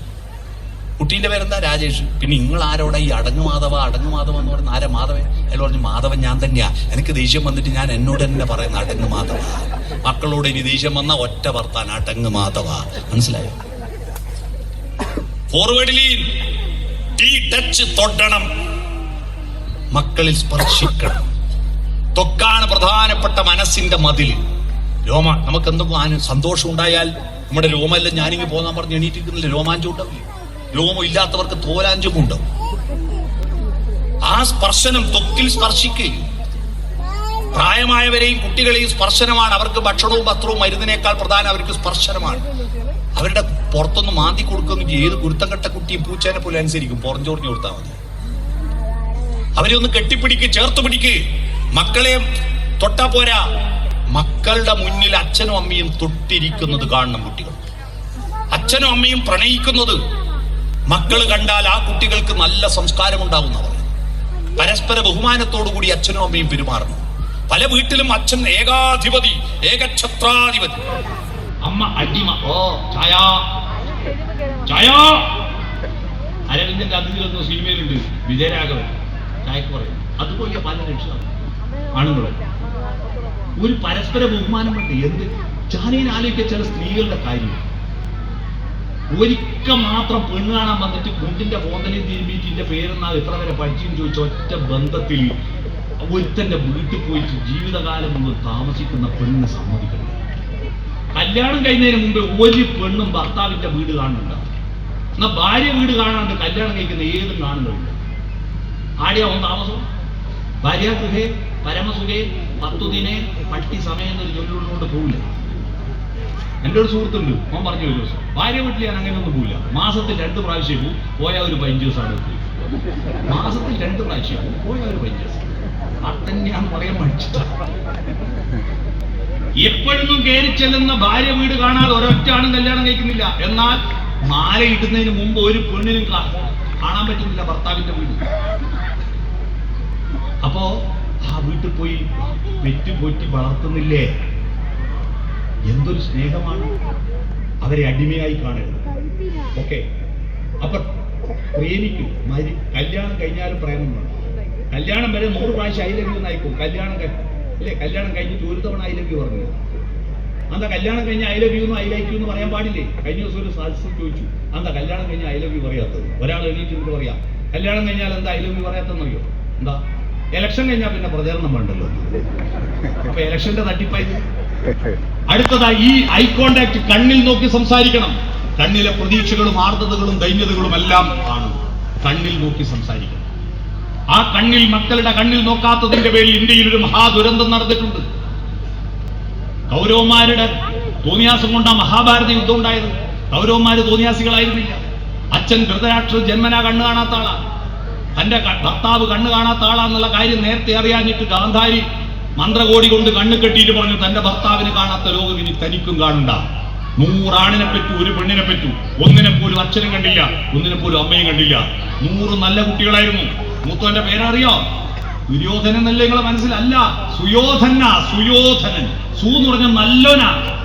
പക്ഷെ ദുഷിച്ചു ദുര്യോധനായി, ദുഷിച്ചു ദുശാസനായി. എന്തേ?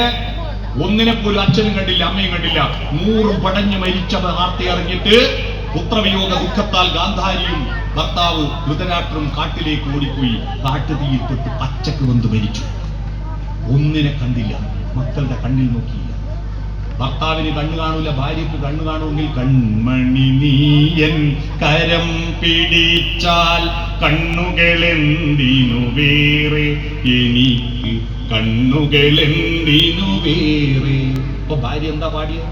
കാണാനുള്ളത് കരളിൽ പകരാൻ ഞാനുണ്ടല്ലോ ചാരെ, കണ്ണായി ഞാനുണ്ടല്ലോ ചാരെ എന്ന് പാടണം. കണ്ണിൽ നോക്കൂ. അവസാനം നോടി തലകുലിക്ക് സമ്മതിക്കാൻ തയ്യാറാണ്. ആര് പറഞ്ഞു എന്നതല്ല, എന്തു പറഞ്ഞു നോക്കി മക്കളാണെങ്കിലും അംഗീകാരം കൊടുക്കുക, തലകുലിക്ക് സമ്മതിക്കുക. അംഗീകാരം കൊടുക്കുന്ന വീടുകൾ ഉണ്ടാവണം. ഡെമോക്രാറ്റിക് ആവണം നമ്മുടെ വീടുകൾ. എല്ലാവർക്കും ബഹുമാനം കൊടുക്കണം. Smile, open heart, forward lean, touch, eye contact, nodding.